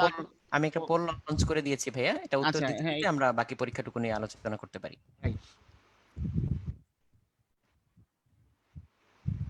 এখানে দেখা যাচ্ছে মোটামুটি সমান তালে এগিয়ে যাচ্ছে, অনেকটা কাছাকাছি। তো পরীক্ষা পদ্ধতিটা বলতেছিলাম যে সব রকম পরীক্ষা আমরা রাখবো। এখন তোমাদের মনে হইতে পারে ভাই এত রকম পরীক্ষা কিভাবে দিব। হ্যাঁ, এই ভার্সিটি স্ট্যান্ডার্ড, আবার মেডিকেল স্ট্যান্ডার্ড, আবার ইঞ্জিনিয়ারিং স্ট্যান্ডার্ড, রিটেন, এমসিকিউ। তো এই ক্ষেত্রে ভাইয়া আসলে অন্যান্য বছর তুমি যেভাবে প্রিপেয়ার্ড হইতে, এবছর তোমাকে কিছু এক্সট্রা এফোর্ট দিতেই হবে। এটা এই মানসিক প্রসেস তোমাকে শুরু থেকে রাখতে হবে। যদিও তোমরা একটা মানসিক অস্বস্তির মধ্যে দিয়ে একটা লম্বা সময় পার করছো, মেন্টাল অবস্থা হয়তো মানে এতদিনে বেশ খারাপই হয়ে গেছিল। এই এই কথা, এই যে এই ঘোষণা আসার পর অনেকে মেন্টাল অবস্থা আগের থেকে আরো ভেঙে পড়ছে, বাট আমার ধারণা অধিকাংশ তোমরা যারা আছো হয়তো মেন্টাল অবস্থা আগের থেকে বেটার হয়েছে, হ্যাঁ কিছুটা হলেও ইমপ্রুভ হয়েছে। সিচুয়েশন এটাই ডিমান্ড করে ভাইয়া, যে অন্যবার আমরা যেভাবে আসলে প্রস্তুতি নিচ্ছিলাম বা যেভাবে হ্যাঁ আসলে প্রিপারেশনটা আমাদের কমপ্লিট হতো, হ্যাঁ সবকিছুরই একটা রাইজ এন্ড ফল থাকে, একটা পিক টাইম থাকে, যে হ্যাঁ আমাদের একটা প্রস্তুতি নিতে নিতে আমরা মোটামুটি যেই সময় হচ্ছে পিকে পৌঁছাই, সেই টাইম এসে গেলে হয়তো কোনো না কোনো একটা ভার্সিটির ভর্তি পরীক্ষাটা আমরা দিয়ে ফেলি বা একটা কোনো একটা ভার্সিটির পরীক্ষা হয়ে যায়। তো এবারে হচ্ছে সেই পিক প্রস্তুতির সময় আসলে তো পরীক্ষাটা দেওয়ার সুযোগ কেউ পাচ্ছে না, রাইট। কাজেই অনেকেই কিন্তু একটু মুষড়ে পড়ছে বা একটু হতাশ হয়ে যাচ্ছে জি আর অনিশ্চয়তার মধ্যে দিন কাটাচ্ছে। সো এই ব্যাপারটা মাথায় রেখেই সবাইকে একটু এইভাবে প্রস্তুত হতে হবে যে অন্যবারের তুলনায় আমাদের ডেফিনেটলি একটু বেশি এফোর্ট দিতে হবে, একটু বেশি পরিশ্রম করতে হবে রাইট এবং আননোন ভ্যারিয়েবলস গুলার কথা মাথায় রাখতে হবে আসলে। রাইট। হ্যাঁ মানে সেটা হলে মানে রাতুল একদম খুব সুন্দরভাবে ক্লিয়ার করছো। মানে এটাই যে মেন্টাল সেটআপ এভাবে রেডি করা যে হ্যাঁ এবার আমাদের কিছু এক্সট্রা কষ্ট করে এক্সট্রা এফোর্ট দেওয়া, এটা আমাদের এবার দিতে হবে। কাজেই হ্যাঁ, যেহেতু ঘরে বসে পরীক্ষা দেওয়া, ফিজিক্যালি তোমার বিভিন্ন জায়গাতে মুভ করতে হবে না, কাজেই সেটা তোমার জন্য অনেকটা সহজ হবে। হ্যাঁ এটা এটা নিয়েও অনেকে প্রশ্ন করেছে ভাইয়া, এটা মোস্ট কমন প্রশ্নগুলোর একটা, সেটা অলরেডি আমাদের স্লাইডে আগে থেকে ছিল, যে হ্যাঁ। প্রোগ্রাম কি আমাদের আসলে অনলাইনেই চলবে নাকি আচ্ছা হচ্ছে ফিজিক্যালিও আমাদের কোনো একটা পার্ট থাকবে। আচ্ছা, আমরা তাহলে এই সেই প্রসঙ্গে এখনই চলে আসছি, আমরা সেটা আলোচনা করতে পারি, অসুবিধা নেই। তো এই ব্যাপারে তোমাদেরকে একদম আমরা সুন্দরভাবে ক্লিয়ার করতে চাই যে আমাদের প্রোগ্রাম তো যেহেতু অনলাইনে শুরু হচ্ছে, অনলাইনে তো চলতেই থাকবে, শেষ পর্যন্ত অনলাইনে থাকবেই, হ্যাঁ ইনশাল্লাহ। আর ইন ব্রাঞ্চের যে বিষয়টা, আমরা ইন ব্রাঞ্চ প্রোগ্রামও রাখবো। একটু আগের স্লাইডে যদি যাওয়া হ্যাঁ হ্যাঁ যায়, হ্যাঁ ইন ব্রাঞ্চ প্রোগ্রামও আমরা রাখবো। তবে সেটা তোমরা তো নিশ্চয়ই বুঝতে পারতেছো, সরকারের পক্ষ থেকে এখন তো শিক্ষা প্রতিষ্ঠান খোলার অনুমতি মিলে নাই। যদি হুম হুম। অনুমতি মিলে তখন আমরা ইনশাল্লাহ আমরা ব্রাঞ্চগুলো ওপেন করে দিব। এবং ব্রাঞ্চগুলো ওপেন করে আমরা ক্লাস যদি শুরু করতে একটু দেরিও হয়, হ্যাঁ হ্যাঁ কারণ ক্লাসে যেহেতু ডিস্টেন্সিং মেনটেন করা একটু কঠিন, কিন্তু পরীক্ষার মধ্যে তো ডিস্টেন্সিং মেনটেন করা অনেক ইজিয়ার। কাজে হ্যাঁ ক্লাসের সিমিলার ওয়েতে ক্লাসে আসলে অনলাইন ক্লাসের কিন্তু এক্সট্রা বেনিফিটও কিন্তু আছে। কাজে ক্লাসটা যদি অনলাইনে হয়, ইন ব্রাঞ্চ যদি নাও হয়, হ্যাঁ বা একটু পরেও যদি হয়, তাতে কিন্তু খুব অ্যাটলিস্ট বেশি লুজ, পরীক্ষাগুলো হয়তো হ্যাঁ হচ্ছে ইন হ্যাঁ হ্যাঁ ব্রাঞ্চে খুব নেওয়া বেশি লুজ পসিবল না। করার মতো বিষয় আসলে থাকবে না। কিন্তু হ্যাঁ আমরা এতটুকু তোমাদেরকে কনফার্ম করতে চাই যে ক্লাসগুলো যদি আমরা একটু পরেও শুরু করতে একটু দেরি হয় পরিস্থিতির কারণে, আমরা এক্সাম গুলাকে কিন্তু ডিস্টেন্সিং মেনটেন করে, সোশ্যাল ডিস্টেন্সিং মেনটেন করে আমরা কিন্তু ব্রাঞ্চগুলা গভর্নমেন্টের পক্ষ থেকে পারমিশন আসার পর থেকে ব্রাঞ্চগুলো ওপেন করে আমরা সেখানে ইন ব্রাঞ্চ এক্সামটা আমরা ইনস্ট্যান্টলি শুরু করে দিব। কাজে এটা একটা তোমাদের স্বস্তির জায়গা। হ্যাঁ অনেক প্রতিষ্ঠান এভাবে চিন্তা করতেছে কিনা আমরা জানি না, অনেকে হয়তো এভাবে চিন্তা করতেছে না। কিন্তু এটা মাথায় রাখতে হবে, যদি ভর্তি পরীক্ষা সরাসরি হয় তাহলে কিন্তু সরাসরি যে প্র্যাকটিসটা, এই প্র্যাকটিসটা কিন্তু তোমাকে মানে অনেক বেশি হেল্প করবে। মানে যে একদম মানে ডিরেক্ট যে প্র্যাকটিস, সশরীরে যে প্র্যাকটিসটা করা, এই প্র্যাকটিস করা তুমি যতটুকু বেনিফিটেড হবা, অনলাইনে পরীক্ষা দিয়ে অভ্যস্ত হয়ে তুমি যদি ডিরেক্টলি মানে ভর্তি পরীক্ষাতে গিয়ে অ্যাটেন্ড করো, তাইলে কিন্তু আসলে ওই বেনিফিটটা ওই পরিমাণ পাবে না। কাজে এই জন্য আমাদের যেটা প্ল্যানিং সেটা হলো যে সরকারের পক্ষ থেকে পারমিশন মিলার সাথে সাথে আমরা ব্রাঞ্চগুলো ওপেন করে দিই, ইনস্ট্যান্টলি পরীক্ষাগুলো আমরা শুরু করে দিব, এবং পরীক্ষাগুলো অনলাইন ইন ব্রাঞ্চ দুটো ফরম্যাটেই ওপেন থাকবে। তোমরা ইন ব্রাঞ্চ পরীক্ষা দিলে যে অনলাইন দিতে পারবে না এরকম না, অনলাইনে দিতে পারবে, ইন ব্রাঞ্চও দিতে পারবে, যাতে করে প্রিপারেশন তোমাদের আরো ভালো হয়, এবং ইন ব্রাঞ্চে দেওয়ার কারণে যে প্র্যাকটিসটা হবে সেই প্র্যাকটিস তোমার জন্য যাতে মূল ভর্তি পরীক্ষাতে যথেষ্ট হেল্পফুল হয় সেই কথা মাথায় রেখে আমরা এভাবে প্ল্যান করছি যে অনুমতি মেলার সাথে সাথে আমরা ব্রাঞ্চে ইন ব্রাঞ্চ পরীক্ষাগুলো সাথে সাথে ওপেন করে দিব। আর ক্লাসের বিষয়টা আমরা পরিস্থিতির উপর ডিপেন্ড করি, যদি প্যান্ডেমিকের প্রকোপ তখন অনেকটাই কমে আসে, ডিস্টেন্সিং সোশ্যাল ডিস্টেন্সিং যদি অত মানে বড় মেজর ফ্যাক্টর না হয়, তাহলে হয়তো আমরা ইমিডিয়েটলি ক্লাসও শুরু করে দিব। আর যদি তখন সিচুয়েশনটা একটু অড সিচুয়েশন হয়, তাহলে সেক্ষেত্রে হয়তো আমরা ক্লাসটা শুরু করতে একটু দেরি আমাদের হইতে পারে। কিন্তু যদি ক্লাসটা একটু দেরিও হয়, সেক্ষেত্রে তোমাদেরকে আমরা কনফার্ম করি বা তোমরা এটা মাথায় রাখো যে অনলাইন ক্লাস যারা এ পর্যন্ত করছো তারা নিশ্চয়ই এটা স্বীকার করবা, বা আমাদের আগের যে সার্ভেগুলি ছিল সেখানে এটা উঠে আসছে যে ভাইয়া কিছু কিছু ক্ষেত্রে ফিজিক্যাল ক্লাসের চেয়ে অনলাইন ক্লাসটাই মোর ইফেক্টিভ। কাজেই ক্লাসের ক্ষেত্রে তোমাদের খুব বেশি লুজ করার কিছু নাই, কিন্তু পরীক্ষাটা ইন ব্রাঞ্চে হইলে সেটা তোমরা অনেক ভালো গেইন সেখানে করতে পারবা। সেই কথা মাথায় রেখে আমরা ইনশাআল্লাহ মানে ওই পারমিশন মিলার সাথে সাথে আমরা ইন ব্রাঞ্চ এক্সাম শুরু করে দিব। অনলাইন হ্যাঁ তো ভাইয়া। থাকবেই, ইন ব্রাঞ্চে শুরু হয়ে যাবে ইনশাআল্লাহ। ইন দ্য মিন টাইম আমাদের যে প্রিভিয়াস পোলটা চলছিল সেখানে 90% উপরে অ্যান্সার দেওয়া শেষ, এবং অলমোস্ট 60% বলবো, 58% 23 তারিখের পক্ষে মতামত দিয়েছে। আচ্ছা, 58% 23 তারিখের পক্ষে মতামত আসছে, যদিও গ্যাপটা আসলে খুব বেশি না, অল্প পার্সেন্টেজের গ্যাপ। তো সেই ক্ষেত্রে মানে 17-23 যে কোনোটাই মনে হয় হইতে পারে নাকি, রাতুল কি বলো? হ্যাঁ ভাইয়া। তো মানে এটা তোমরা মাথায় রাখো যে হ্যাঁ 20, এটা তো আসলে স্টুডেন্টদের একটা কমন চাওয়া যে পরীক্ষা টরীক্ষা ক্লাস ক্লাস একটু পরে থেকে শুরু হলেই ভালো হয়। আচ্ছা, এইটার পেছনে কি কারণ, মানে 23 তারিখে যে 58% ওরা মতামত রাখছে, এইটার পেছনে ওদের থিঙ্কিংটা যদি চ্যাট বক্সে ওরা একটু শেয়ার করতো তাহলে মনে হয় আমরা হ্যাঁ কিছু হ্যাঁ, ধারণা পেতাম যে আসলে কেন ওরা এইভাবে চিন্তা করতেছে তেইশ চ্যাট তারিখে বক্সে চ্যাট বক্সে সবাই শেয়ার করতে করতে আমি ভাই আমার একটা প্র্যাকটিক্যাল এক্সপিরিয়েন্স বলতে পারি। হ্যাঁ, সেটা হচ্ছে আমার লাইফে আমি যতবার হচ্ছে পরীক্ষা পিছাতে দেখেছি, হ্যাঁ, সত্যি কথা বলতে যারা একটু ফাঁকিবাজ টাইপের থাকে কখনোই পরীক্ষা পিছানোতে তাদের আসলে বিশেষ কোনো লাভ হয় না। বরং যারা হচ্ছে ওই ডিউ টাইমে পরীক্ষা দিতে প্রস্তুত থাকে পরীক্ষাটা পিছাইলে তাদের লাভটা হয় বেশি। কারণ তাদের আগে থেকেই হচ্ছে রেগুলার পড়াশোনা করার অভ্যাস, কাজে হ্যাঁ, যদি আরেকটু বাড়তি টাইম পায় তারা কিন্তু ঠিকই টাইমটাকে কাজে লাগাতে পারে। আর আচ্ছা, আগে থেকে যাদের হচ্ছে ফাঁকিবাজি করে অভ্যাস, হ্যাঁ, তারা প্রথমেও ফাঁকিবাজি করে, যদি পরে এক মাস বেশি টাইমও পাওয়া যায় তখনও আসলে ফাঁকিবাজিই করে। না কথা ঠিকই বলছো। কাজেই এখন চ্যাটে মনে হয় রেসপন্স করতেছে, আমরা চ্যাট থেকে একটু দেখে নিতে পারি যে ওরা কি বলতে চাচ্ছে আসলে। অনেকে বলেছে যে কয়েকদিন একটা মানসিক প্রস্তুতি নিয়ে তারপরে ক্লাসগুলো শুরু করলে ভালো হয়। আবার অনেকে বলছে যে হঠাৎ করে হচ্ছে একটু সিস্টেম চেঞ্জ হওয়াতে একটু মন বসছে না, মনটা একটু উড়ু উড়ু করছে। সো এই জন্য হচ্ছে অনেকে চাচ্ছে হয়তো মাঝখানে একটা গ্যাপ নিতে। আবার অনেকে কিন্তু উল্টো কথাও বলেছে যে যত তাড়াতাড়ি সম্ভব শুরু করা যায়, কারণ অনেকে ধারণা করছে যে আমরা যদি মাঝখানে একটা গ্যাপ দেই সেটা এক সপ্তাহের মতো ছোট গ্যাপ হলেও অনেকের ফ্লোটাতে বাধা পড়ে যাবে, এবং হ্যাঁ, হয়তো আবার আপ টু স্পিড আনতে হয়তো টাইম লাগবে। হ্যাঁ, ঠিক আছে, মানে মানে আসলে এই এই পার্সেন্টেজ যে ভ্যারিয়েশন, মানে 44%, 58%, এটাকে আসলে খুব বেশি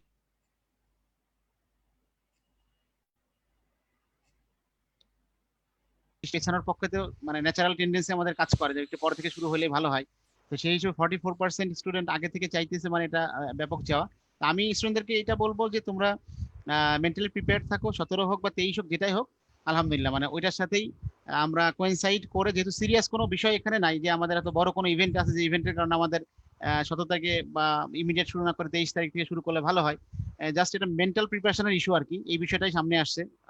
তোমরা যেভাবে মানে রেসপন্স করছো, হ্যাঁ কাজেই আমার মনে হয় 17 বা 23 এটা নিয়ে আমরা আরেকটু ভাবি। আমাদের 17 তারিখ থেকে শুরু করার একটা হ্যাঁ। প্ল্যান ছিল, কাজে 17 বা 23 নিয়ে আমরা একটু রিথিঙ্ক করি। 17 অথবা 23 যেটাই হোক, তোমরা সেটার সাথে ইনশাল্লাহ কোয়েনসাইড করবে এবং সেভাবেই তোমরা মেন্টাল সেট আপ রেডি করবে। মানে এখানেও আমার পরামর্শ যে হ্যাঁ তোমরা সেভাবে রেডি হও, 17 হোক আর 23 হোক, ইনশাল্লাহ আমরা সেভাবে কন্টিনিউ করবো, ইন দ্য সেটার মিন সাথে টাইম থাকবো আমরা আরেকটা ইনশাল্লাহ, ঠিক প্রশ্ন আছে? আমি দেখতে পেয়েছি ভাইয়া, সেটা হচ্ছে মিলিটারি ইনস্টিটিউট নিয়ে কেউ কেউ প্রশ্ন করেছে। তো নর্মালি আমরা প্রতি বছরই যেটা দেখি মিলিটারি ইনস্টিটিউটের পরীক্ষাগুলো কিন্তু একটু পরে হয়। সবার আগে হচ্ছে হয়তো ঢাকা মেডিকেল বা বুয়েট কিংবা হচ্ছে ঢাকা ভার্সিটি এই পরীক্ষাগুলো হয়ে যায় এবং মিলিটারি ইনস্টিটিউট গুলো একটু পরে হয়। কাজে এটা নিয়ে এখন মনে হয় কারো বাড়তি টেনশন করার কিছু নেই। বাকিরা আগে শুরু করুক বা অন্যান্য যারা আছে তারা পরীক্ষা টরীক্ষাগুলো দেওয়া শুরু করুক বা নেওয়া শুরু করুক। আর সার্কুলার তো আমরা পেলে জানতেই পারবো যে কে কি আসলে সিস্টেম করেছে এবং কে কিভাবে পরীক্ষা নিতে চাচ্ছে। তো আমার মনে হয় এটার জন্য ওয়েট করাটাই বুদ্ধিমানের কাজ হবে, আর ইন দ্য মিন টাইম নিজের প্রস্তুতিটাকে হচ্ছে বজায় রাখা। রাইট। আমাদের আমরা মানে লাস্ট পোলে চলে আসছি। আমাদের অনলাইন প্রোগ্রামে কি কি থাকছে এটা তো মোটামুটি আমরা দেখতে পাচ্ছি সংক্ষেপে এখানে সব মোটামুটি ক্লিয়ার করা আছে। জুমে লাইভ ক্লাস হবে আজকে, যেমন তোমরা সেমিনারে পার্টিসিপেট করছো ঠিক একই রকম ভাবে তোমার লাইভ ক্লাসগুলি হবে। এবং আমি এটার বরং কি ভাইয়া এর পাশাপাশি হচ্ছে ওই পোলটা লঞ্চ করে দিই, যেহেতু হ্যাঁ অনলাইন প্রোগ্রাম নিয়েই আমরা কথা বলছি। যারা হ্যাঁ অনলাইনে আগে ক্লাস করেছে বা করেনি সেই অংশটা একটু আমরা দেখে ফেলি যে রাইট। অলরেডি আমাদের ক্লাস অনলাইনে করেছে কত পার্সেন্ট এবং করেনি কত পার্সেন্ট।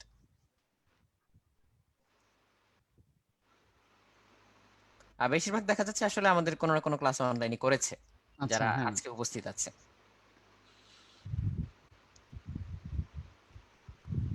হ্যাঁ তাও আমি মোটামুটি একবার হচ্ছে একটু মনে করিয়ে দিই সবাইকে যে আজকে আমরা যেভাবে জুমে কথাবার্তা বলছি, আমি একটু পরে লাইভ ক্লাসের একটা খুবই শর্ট একটা ডেমো আমি দেখাবো, জাস্ট বিষয়টা তুলে ধরার জন্য। আর আমি যেভাবে হচ্ছে ক্লাসে লিখে দিব সেটাই হচ্ছে আসলে পিডিএফ পাওয়া যাবে। আর analysis report, daily MCQ, written exam, এটাও আমি খুব শর্ট একটা ডেমো দেখাবো, কারণ এর উপরে আমাদের বিস্তারিত টিউটোরিয়াল তৈরি করা আছে। আমাদের উদ্ভাস উন্মেষ শিক্ষা পরিবারের যে ইউটিউব চ্যানেল, সেখানে বিস্তারিত টিউটোরিয়াল আছে, এটা যে কেউ যে কোনো সময় কিন্তু দেখে নিতে পারবে। আর লাস্টের পার্টটা ভাইয়া বলছিলেন হাইলাইট করার জন্য, যে মূল ভর্তি পরীক্ষায় কৃতীদের জন্য উচ্চশিক্ষা বৃত্তি। হ্যাঁ হ্যাঁ এই ব্যাপারে তো আমরা তো অন্যান্য বছর আমাদের তো মানে এই ডিক্লারেশন সবসময়ই থাকে, এবং রানিং যে পরীক্ষাগুলি হয় সেখানেও আমাদের মেধাবৃত্তি ডিক্লারেশন থাকে। তো এবছর এই রানিং পরীক্ষাগুলোর উপর মেধাবৃত্তি আমরা কিভাবে দিব সেটা নিয়ে আমরা এখনো কোনো ফার্ম ডিসিশন নিতে পারিনি। এটা আমরা এখনো চিন্তা করতেছি, অ্যানালাইসিস করতেছি কিভাবে এটা করা যায়, অ্যাকোমোডেট করা যায়। কিন্তু মূল ভর্তি পরীক্ষার উপর যে উচ্চশিক্ষা বৃত্তি সেটা ডিক্লারেশন আগেও যেমন ছিল এখন সেভাবেই থাকবে। যে আমাদের যে মেইন মেইন যে ভর্তি পরীক্ষাগুলি ইঞ্জিনিয়ারিং এর, আমাদের বা বুয়েট, কুয়েট, রুয়েট, চুয়েট, ঢাকা ভার্সিটি, এরকম মানে প্রমিনেন্ট যেই ইয়েগুলি আছে ভর্তি পরীক্ষা যেগুলি আছে সেখানে যারা ভালো করবে, ইভেন মেডিকেল মানে হুম হুম। ইঞ্জিনিয়ারিং কোন স্টুডেন্ট, যেহেতু উন্মেষের বায়োলজি কোর্সটা আমরা এখানে ইন্ট্রোডিউস করতেছি, কাজেই তারা যদি মেডিকেল ভর্তি পরীক্ষাতেও ভালো করে, হুম, সেই ক্ষেত্রেও আমরা কিন্তু আমাদের তাদের জন্য এই অফার, যে মেডিকেলের জন্য যে অফার থাকবে, হ্যাঁ সেই অফারটা তাদের জন্য প্রযোজ্য। বিকজ এই মানে তারা কিন্তু কাইন্ড অফ যে উন্মেষের যে মেডিকেল সার্ভিস তারও একটা পোর্শন কিন্তু এখানে তারা পাচ্ছে, বিকজ আমরা বায়োলজি সার্ভিসটা উন্মেষের সার্ভিসটা নিচ্ছি এখানে। তো সেই হ্যাঁ হিসেবে এখানে যারা আছে ইঞ্জিনিয়ারিং প্রোগ্রাম যারা পার্টিসিপেট করবে, তারা এক অর্থে বলতে গেলে যে যত রকম ভর্তি পরীক্ষায় তারা অ্যাটেন্ড করবে, যে কোনো ভর্তি পরীক্ষাতে যদি তারা ভালো করে, টপ মোস্ট পজিশন হোল্ড করে, তো সেখানে আমাদের পক্ষ থেকে যে শিক্ষাবৃত্তি ঘোষণা থাকবে সেটা তারা মানে সেটা সেটা তো তারা মানে মানে সবাই পাবে, মানে যারা পজিশন হোল্ড করবে তারা সেটা দাবিদার হবে বা তারা হকদার হবে, তারা পাবে সেটা ইনশাল্লাহ। হ্যাঁ। তো কাজে সবাই হয়তো অধীর ভাবে ওয়েট করছে সোহাগ ভাইয়ের কথা শোনার জন্য। তো ভাইয়ার আলোচনায় যাওয়ার আগে আমি ছোট্ট করে একটু হচ্ছে ক্লাস এবং পরীক্ষার ডেমোটা দেখিয়ে দিচ্ছি, আমি খুব বেশি সময় নিব না। তো আমি অল্প সময়ের মধ্যে ক্লাস এবং হচ্ছে এক্সামের যে ডেমোটা এবং কোর্স কিভাবে নতুন করে অ্যাড করতে হয় বা ডিউ পেমেন্ট দিতে হয়, এটা অনেকেই জানে, অনেকেই আমাদের টিউটোরিয়াল গুলো দেখেছে। তো সেখান থেকে আমি খুব শর্ট টাইমের মধ্যে এই জিনিসগুলো এক নজর একটু সবাইকে দেখিয়ে দিচ্ছি। তো আমি আমাদের ওয়েবসাইটে চলে যাচ্ছি এখন। আমি ওয়েবসাইটের যে পেজটা সেটা আমি শেয়ার করে দিচ্ছি। আচ্ছা, সো আমরা জানি যে উদ্ভাসে রেজিস্ট্রেশন করে যে কোনো কোর্সে এনরোল করলে আমরা যখন লগ ইন করি, লগ ইন করলে আমরা এরকম একটা পেজ পাই, মাই রুটিন নামে একটা পেজ। সো এখানে আমি যে কোনো সময়, আমি এখন একটু লগ আউট করে নিয়েছি, আমি চাইলে এখন যে কোনো সময় লগ ইন করে আমি বাকি কাজগুলো করতে পারবো। তো আমি একটু লগ ইন করে নিচ্ছি।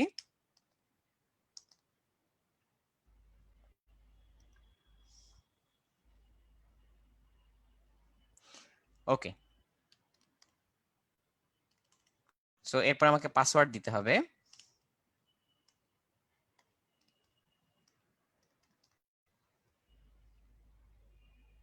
সো লগ ইন হয়ে গেল। লগ ইন হলে একদম শুরুতেই যেটা দেখা যায় সেটা হচ্ছে মাই রুটিন। মাই রুটিনে অলরেডি হচ্ছে লেকচার জিনিসটা সিলেক্ট করা থাকে। তো লেকচার সিলেক্ট করার মধ্যে এক্স্যাক্টলি আমার পরবর্তী লেকচার যেটা হবে, রেগুলার যে ক্লাসটা হবে, সেটাই সবার আগে এখানে সামনে এসে থাকে, তার কার্ডটাই সামনে থাকে। তো সেখানে দেখায় যে রিমেইনিং কত ঘন্টা পরে আমার এই ক্লাসটা হবে, এবং ক্লাসের ঠিক 10 মিনিট আগে এই বাটনটা চেঞ্জ হয়ে জয়েন নাও বাটন হয়ে যায়।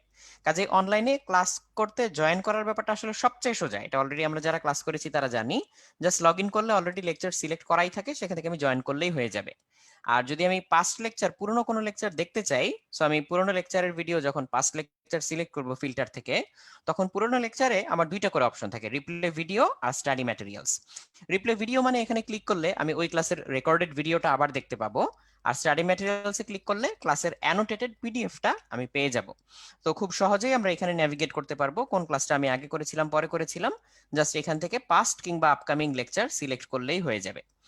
আর সেখান থেকে আমরা যদি হচ্ছে এক্সামে চলে যাই, তাহলে পরীক্ষাগুলো আমরা দেখতে পাবো। তো পরীক্ষার মধ্যে আমি যদি হচ্ছে আপকামিং এক্সাম দেই এবং আমি যদি হচ্ছে লাইভ বা প্র্যাকটিস এক্সাম কোনো একটা সিলেক্ট করি, লাইভ এক্সাম মানে হচ্ছে যেদিন নির্ধারিত সময় সেদিনেই দিয়ে ফেলতে হবে, সেদিন মিস করলে পরে আর সেটা দেওয়া যাচ্ছে না। আর প্র্যাকটিস এক্সাম মানে পরবর্তীতে আমি আমার প্রস্তুতিটাকে ঝালাই করার জন্য এই প্র্যাকটিস এক্সামটা আমি আবার দিতে পারবো। তো আমি যে কোনো একটা এক্সাম নিয়ে দেখাই, যেমন ডেইলি প্র্যাকটিস এক্সাম কেমিস্ট্রি, এটা আমি একটু ধরা যাক কথার কথা আমি দিয়ে দেখাতে চাই। সো টেক এক্সাম, এটাতে ক্লিক করলে তখন আমার এই পরীক্ষার ভিতরে চলে যাবে। সো তার মধ্যে আমি হচ্ছে ভার্সন সিলেক্ট করতে পারবো, বাংলা বা ইংলিশ। স্টার্ট এক্সাম দিলে এক্সাম স্টার্ট হয়ে যাবে, যেটা আমার কাছে মনে হয় যে হচ্ছে সঠিক উত্তর, সেখানে ক্লিক করব, করে করে আমি সবগুলো উত্তর দাগাবো। কিন্তু এখানে হচ্ছে ডিসিলেক্ট করা যাবে না, একবার উত্তর দিয়ে ফেললে সেটা ডিসিলেক্ট করা যাবে না। সো আমি সাবমিট বাটনে ক্লিক করলে আমরা সবাই জানি যে এখানে অ্যানালাইসিস রিপোর্টটা দেখা যাবে। যেমন আমি যে উত্তরটা দিয়েছিলাম সেটা আসলে ভুল উত্তর ছিল, সঠিক উত্তর কোনটা, কিভাবে আসলে হিসাবটা করতে হয়, প্রত্যেকটা উত্তরের জন্য যে সলিউশন হিন্টস সেগুলো এইভাবে নিচে নিচে দেওয়া থাকবে।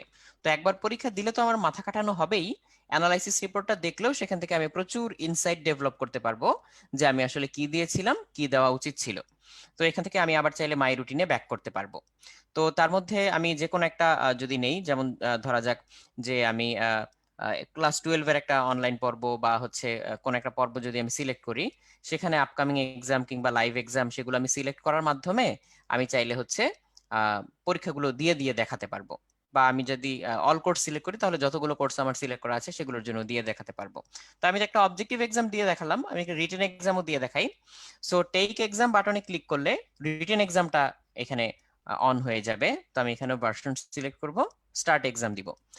তো রিটেন এক্সামটা এবার শুরু থেকেই আমাদের বিভিন্ন পর্বে থাকছে। তো যারা অলরেডি আমাদের কোনো না কোনো ক্লাস করেছে কিংবা রিটেন এক্সাম দিয়েছে তারা তো জানেই, নতুন যারা তাদের জন্য আমি বলে দিচ্ছি, এরকম ভাবে যখন প্রশ্নগুলো আসবে যে দেখাও যে z equals x plus iy জটিল সংখ্যাটি সামথিং সামথিং ইকুয়ালস 1 কে সিদ্ধ করলে z জটিল সংখ্যাটি x এর উপর অবস্থিত হবে, এরকম একটা প্রশ্ন তোমাকে দেওয়া। সো তুমি এটার উত্তরটা আসলে কিভাবে আমাদের কাছে পৌঁছাবে, রিটেন এক্সামের উত্তরটা তুমি আসলে উত্তরটা পৌঁছাবে খাতায় লিখে। তুমি খাতায় লিখে সেটার একটা ছবি তুলবে, ছবি তুলে এখানে আপলোড দিবে। এই কাজটা যে কোনো সোশ্যাল মিডিয়াতে আমরা অহরহ করি, দিনের মধ্যে বলতে গেলে গড়ে একবার দুইবার তো করি। সো সেখানে ছবি আপলোড দিতে গেলে আমরা কি করি, হয় ক্যামেরাটা অন করে ছবিটা তুলে আপলোড দেই, অথবা আমার গ্যালারিতে আছে সেখান থেকে আমি একটা ছবি সিলেক্ট করে আপলোড দেই। এখানেও একটুও ডিফারেন্ট কিছু নাই, exactly same system. So upload answer image, এখানে আমরা একটা বাটন দেখতে পাচ্ছি, এখানে ক্লিক করলে আমার সেই অপশনগুলোই আসবে। আমি যদি মোবাইল থেকে আপলোড করি তাহলে ক্যামেরার অপশনটা আসবে, যদি পিসি বা ল্যাপটপ থেকে আমরা এই বাটনটাতে ক্লিক করি তাহলে আমাকে ইমেজ সিলেক্ট করতে বলবে। অলরেডি যদি আমি কোনো ইমেজ এখানে তুলে থাকি সেটা আমি সিলেক্ট করে এখানে আপলোড দিয়ে দিব। তো আমি সেরকম হচ্ছে দুটি ইমেজ সিলেক্ট করে এখানে হচ্ছে আপলোড বাটনে ক্লিক করলাম, সো আপলোড হয়ে গেল। এখানে খুব তাড়াতাড়ি আপলোড হয়ে যাবে, কোনো সমস্যা হবে না। আর যদি কোনো ইমেজ ডিলিট করতে চাই, ডিলিট বাটনে ক্লিক করলে ডিলিট হয়ে যাবে। আমি ডাউনলোড করে রেখে দিতে চাইলে ডাউনলোড করতে পারবো, বড় করে দেখতে চাইলে দেখতে পারবে। যে আমি বড় করে দেখলাম যেটা আসলে ভালো একটা ছবি ছিল না, স্পষ্ট বোঝা যাচ্ছে না, কিন্তু পরেরটা ভালো ছবি, তাহলে পরে আমি আরেকটা ভালো ছবি আপলোড দিয়েছি, সোজা ছায়া মুক্ত বা একদম সুন্দরভাবে দেখা যাচ্ছে স্পষ্ট এরকম। সো যেটা ভালো ছবি ছিল না সেটা আমি ডিলিট করে দিলাম, তাহলে ডিলিট হয়ে যাবে। সো চাইলে আমি একাধিক ছবি আপলোড করতে পারবো। এই বাটনটাই যে নিচে নীল রঙের যে নেভিগেশনের চিহ্ন দেওয়া, এটা দিয়ে আমি সিরিয়াল আগে পিছে করতে পারবো, আগেরটা সামনে, সামনেরটা পিছনে, এরকম করতে পারবো, করে আমি সিরিয়াল ওয়াইজ এটাকে সাজাতে পারবো, যদি আমার একাধিক ইমেজ আপলোড দিতে হয়। আর না হলে তো একটাতেই যথেষ্ট। সেভাবে সবগুলো অ্যান্সার করার পরে, যেমন দ্বিতীয় প্রশ্নটা, এটার জন্য আমি আরেকটা ইমেজ আপলোড দিব, তার জন্য আমি ধরা যাক হচ্ছে ডিফারেন্ট একটা ইমেজ আপলোড দিলাম। সো ডিফারেন্ট একটা ইমেজ আপলোড দিয়ে আমি হচ্ছে এই প্রশ্নের উত্তরটা করলাম। এইভাবে সবগুলো উত্তর যখন আমি আপলোড করা শেষ করে ফেলবো, সবগুলো উত্তর আপলোড দেওয়া শেষ করে ফেললে তারপর আমি সাবমিট বাটনে ক্লিক করব। এখানে অনেকগুলো প্রশ্ন আছে, তো আমি দুটো এক্সাম্পল দেখালাম কিভাবে আমি ইমেজ আপলোড দিচ্ছি। তো সবগুলো অ্যান্সার আপলোড করার পর ফাইনালি আমি হচ্ছে সাবমিট বাটনে ক্লিক করব। এবং এরপরে আমি আর কোনো চেঞ্জ করতে পারবো না। সো এখানে ক্লিক করার সাথে সাথে আমার খাতাটা জমা হয়ে যাবে, অ্যানালাইসিস রিপোর্ট দেখাবে, এবং টিচার যতক্ষণ না পর্যন্ত আমার খাতাটা দেখে মার্কিং করছেন ততক্ষণ পর্যন্ত আমার ইভ্যালুয়েশন পেন্ডিং দেখাবে। আর তারপর এখানে আমি হচ্ছে টিচার যখন খাতাটা দেখে আমাকে ফেরত দিবেন, এইখানেই এসে আমি এই উত্তরটা দেখতে পাবো। তো অনেকের মনে প্রশ্ন থাকে যে আমি উত্তরটা দেখতে পাবো কোথায়। সেটা দেখতে পাবো হচ্ছে আমি আবার মাই রুটিনে যাব, মাই রুটিনে গিয়ে এক্সাম সিলেক্ট করব, এক্সাম সিলেক্ট করে পাস্ট এক্সামে যাব। সেই পাস্ট এক্সামের মধ্যে আমি দেখতে পাবো এইমাত্র আমি যে পরীক্ষাগুলো দিয়েছি সেগুলো কোথায় কত পেয়েছি আমি এবং কোনটার অ্যানালাইসিস রিপোর্ট কেমন। আমাকে জাস্ট এই ভিউ রেজাল্টে ক্লিক করতে হবে, তাহলে আমি সেটার রেজাল্টটা দেখে ফেলতে পারবো যে হ্যাঁ আমি যে পরীক্ষাটা দিয়েছিলাম তার নাম্বারটা কোথায় কত আমি পেয়েছি বা কোথায় কত পাইনি। আর সেখানে স্যাম্পল অ্যান্সারও কিন্তু দেওয়া থাকবে, যেদিন হচ্ছে পরীক্ষাটার তারিখ শেষ হবে, ডিউরেশন বা যে ডিউ টাইমটা, তারপর হচ্ছে এখানে স্যাম্পল অ্যান্সারও দেওয়া থাকবে, সেখান থেকেও আমি শিখতে পারবো যে আমার আসলে কি করা উচিত ছিল। তো এটা গেল হচ্ছে ক্লাসে জয়েন করা এবং পরীক্ষা দেওয়ার ব্যাপারটা, বোথ অবজেক্টিভ অ্যান্ড রিটেন। আর কোর্স অ্যাড করার ব্যাপারটা অনেকে প্রশ্ন করেছিল, আমি দেখিয়ে দিচ্ছি। মাই কোর্সেস কিংবা অ্যাড নিউ কোর্স যে কোনোটাতেই আমি যেতে পারি, গেলে আমার সবগুলো কোর্স এখানে দেখা যাবে, যতগুলো কোর্স অ্যাভেলেবল উদ্ভাসের। সেখান থেকে আমি যদি রিলেভেন্ট কোর্সগুলো খুঁজে বের করতে চাই, আমি আমার ক্লাস সিলেক্ট করতে পারি। ক্লাস সিলেক্ট করলে এখানে হচ্ছে প্রোগ্রামগুলো দেখাবে। যেমন ধরা যাক আমি হচ্ছে নতুন একটা প্রোগ্রামে এনরোল করতে চাই, তাহলে এনরোল নাও দিব, এটা হচ্ছে একেবারে সম্পূর্ণ নতুন প্রোগ্রাম। আর অলরেডি আমি ইঞ্জিনিয়ারিং প্রোগ্রামে আছি, আমি যদি নতুন একটা কোর্স অ্যাড করতে চাই তাহলে অ্যাড মোর কোর্স এই বাটনে আমরা ক্লিক করব। সো যেমন ধরা যাক আমি হচ্ছে অ্যাড মোর কোর্স এখানে দিলাম। এখানে অ্যাড মোর কোর্সে গেলে আমি হচ্ছে এক্সাম প্যাক যেগুলো একটু আগে ভাই আমাদেরকে দেখিয়েছিল, আমি ধরা যাক অলরেডি ইঞ্জিনিয়ারিং এর জন্য এনরোলড, কিন্তু আমি এক্সাম প্যাকে নতুন করে হচ্ছে অ্যাড করতে চাই এক্সাম প্যাক। সো আমি উন্মেষের biology double course engineering plus এটা হচ্ছে আমি অ্যাড করলাম। করলে এখানে আমার দেখাচ্ছে যে ডিউ কত বা টোটাল এখানে আমাকে কত পে করতে হবে। আর এখানে হচ্ছে একটা ডিসকাউন্ট দেখাচ্ছে যে আমাকে এতটুকু পে করতে হবে, 3000 টাকা ডিসকাউন্ট বর্তমানে চলছে। তো নেক্সট বাটনে ক্লিক করলে আমি এই টাকাটা কিভাবে দিতে চাই সেটা আমার কাছ থেকে জানতে চাইবে। ট্রানজেকশন আইডি, ওয়েব পেমেন্ট, নগদ, রকেট, কার্ডস, যে কোনো ভাবে আমি দিতে পারি। ধরা যাক আমি বিকাশ ট্রানজেকশন আইডি প্রেফার করলাম। সো আমি আই এগ্রি দিলাম, দিয়ে আমি যদি প্রসিড টু পে দেই, তাহলে এখানে স্পষ্টভাবে যে স্টেপগুলো লেখা আছে সেটা ফলো করলেই হবে। ফর এক্সাম্পল আমি ইউএসএসডি কোড রান করেই আসলে পেমেন্টটা করে ফেলতে পারি। *247# পেমেন্ট অপশন 4 সিলেক্ট করব, উদ্ভাসের মার্চেন্ট নাম্বারটা দিব, যে অ্যামাউন্টটা দেওয়ার কথা সেই অ্যামাউন্টটা সিলেক্ট করে আমি রেফারেন্সে আমার উদ্ভাসের রেজিস্ট্রেশন নাম্বারটা দিয়ে কাউন্টার নাম্বার 1 এবং পিন নাম্বার দিয়ে কনফার্ম করলেই আমার পেমেন্টটা হয়ে যাবে। কিন্তু সেখান থেকে যে ট্রানজেকশন আইডিটা দিবে আমার ট্রানজেকশনের এগেইনস্টে, সেটা আমাকে ওয়েবসাইটে এসে এই পেজে এই বক্সটাতে বসাতে হবে, তাহলে আমার পুরো প্রক্রিয়াটা শেষ হবে। আর বাকিগুলোর প্রক্রিয়া কিন্তু একই রকম। আমি যদি বিকাশ কিংবা নগদ বা রকেটের ওয়েব পেমেন্টে যেতে চাই, তাহলে সিম্পলি এখানে অনলাইন পেমেন্ট যে গেটওয়েটা থাকে, এটার সাথে আমরা অনেকেই পরিচিত। আমরা প্রচুর অনলাইন শপিং করতে গিয়ে কোভিড এর মধ্যে এর সম্মুখীন হয়তো হয়েছি। সো এখানে আমার বিকাশের যে পার্সোনাল অ্যাকাউন্ট নাম্বার সেটা দিয়ে আমার যে পিন নাম্বার কিংবা হচ্ছে ওটিপি যেটা পাঠাবে বিকাশ থেকে সেটা দিয়ে কনফার্ম করে আমি পেমেন্টটা কমপ্লিট করব। এখানে আর নতুন করে আমাকে কোনো ট্রানজেকশন আইডি বা এই বিষয়ে কোনো চিন্তা করতে হবে না, শুধু অন স্ক্রিন যে নির্দেশনা সেটা ফলো করলেই আসলে হয়ে যাবে। কার্ডের বেলায়ও তাই, আমি যে কোনো মোবাইল ব্যাংকিং বা কার্ডের যে প্রসেস সেটা ফলো করে হচ্ছে পেমেন্টটা করে ফেলতে পারি।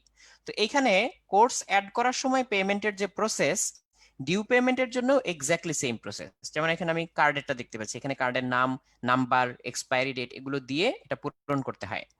সো আমি এখানে হচ্ছে যেই প্রসেসটা দেখালাম নতুন কোর্স অ্যাড করার সময় পে করার জন্য, ডিউ পেমেন্ট করার জন্য এক্স্যাক্ট সেম প্রসেস। যেমন আমার এই মুহূর্তে দেখাচ্ছে ডিউ 500 টাকা, আমি পে নাও বাটনে ক্লিক করলে সেম পেজে আমাকে নিয়ে আসবে, আমার ডিউটা দেখাবে, আমি একই পদ্ধতিতে পেমেন্টটা কমপ্লিট করে এখান থেকে বের হয়ে আসতে পারবো।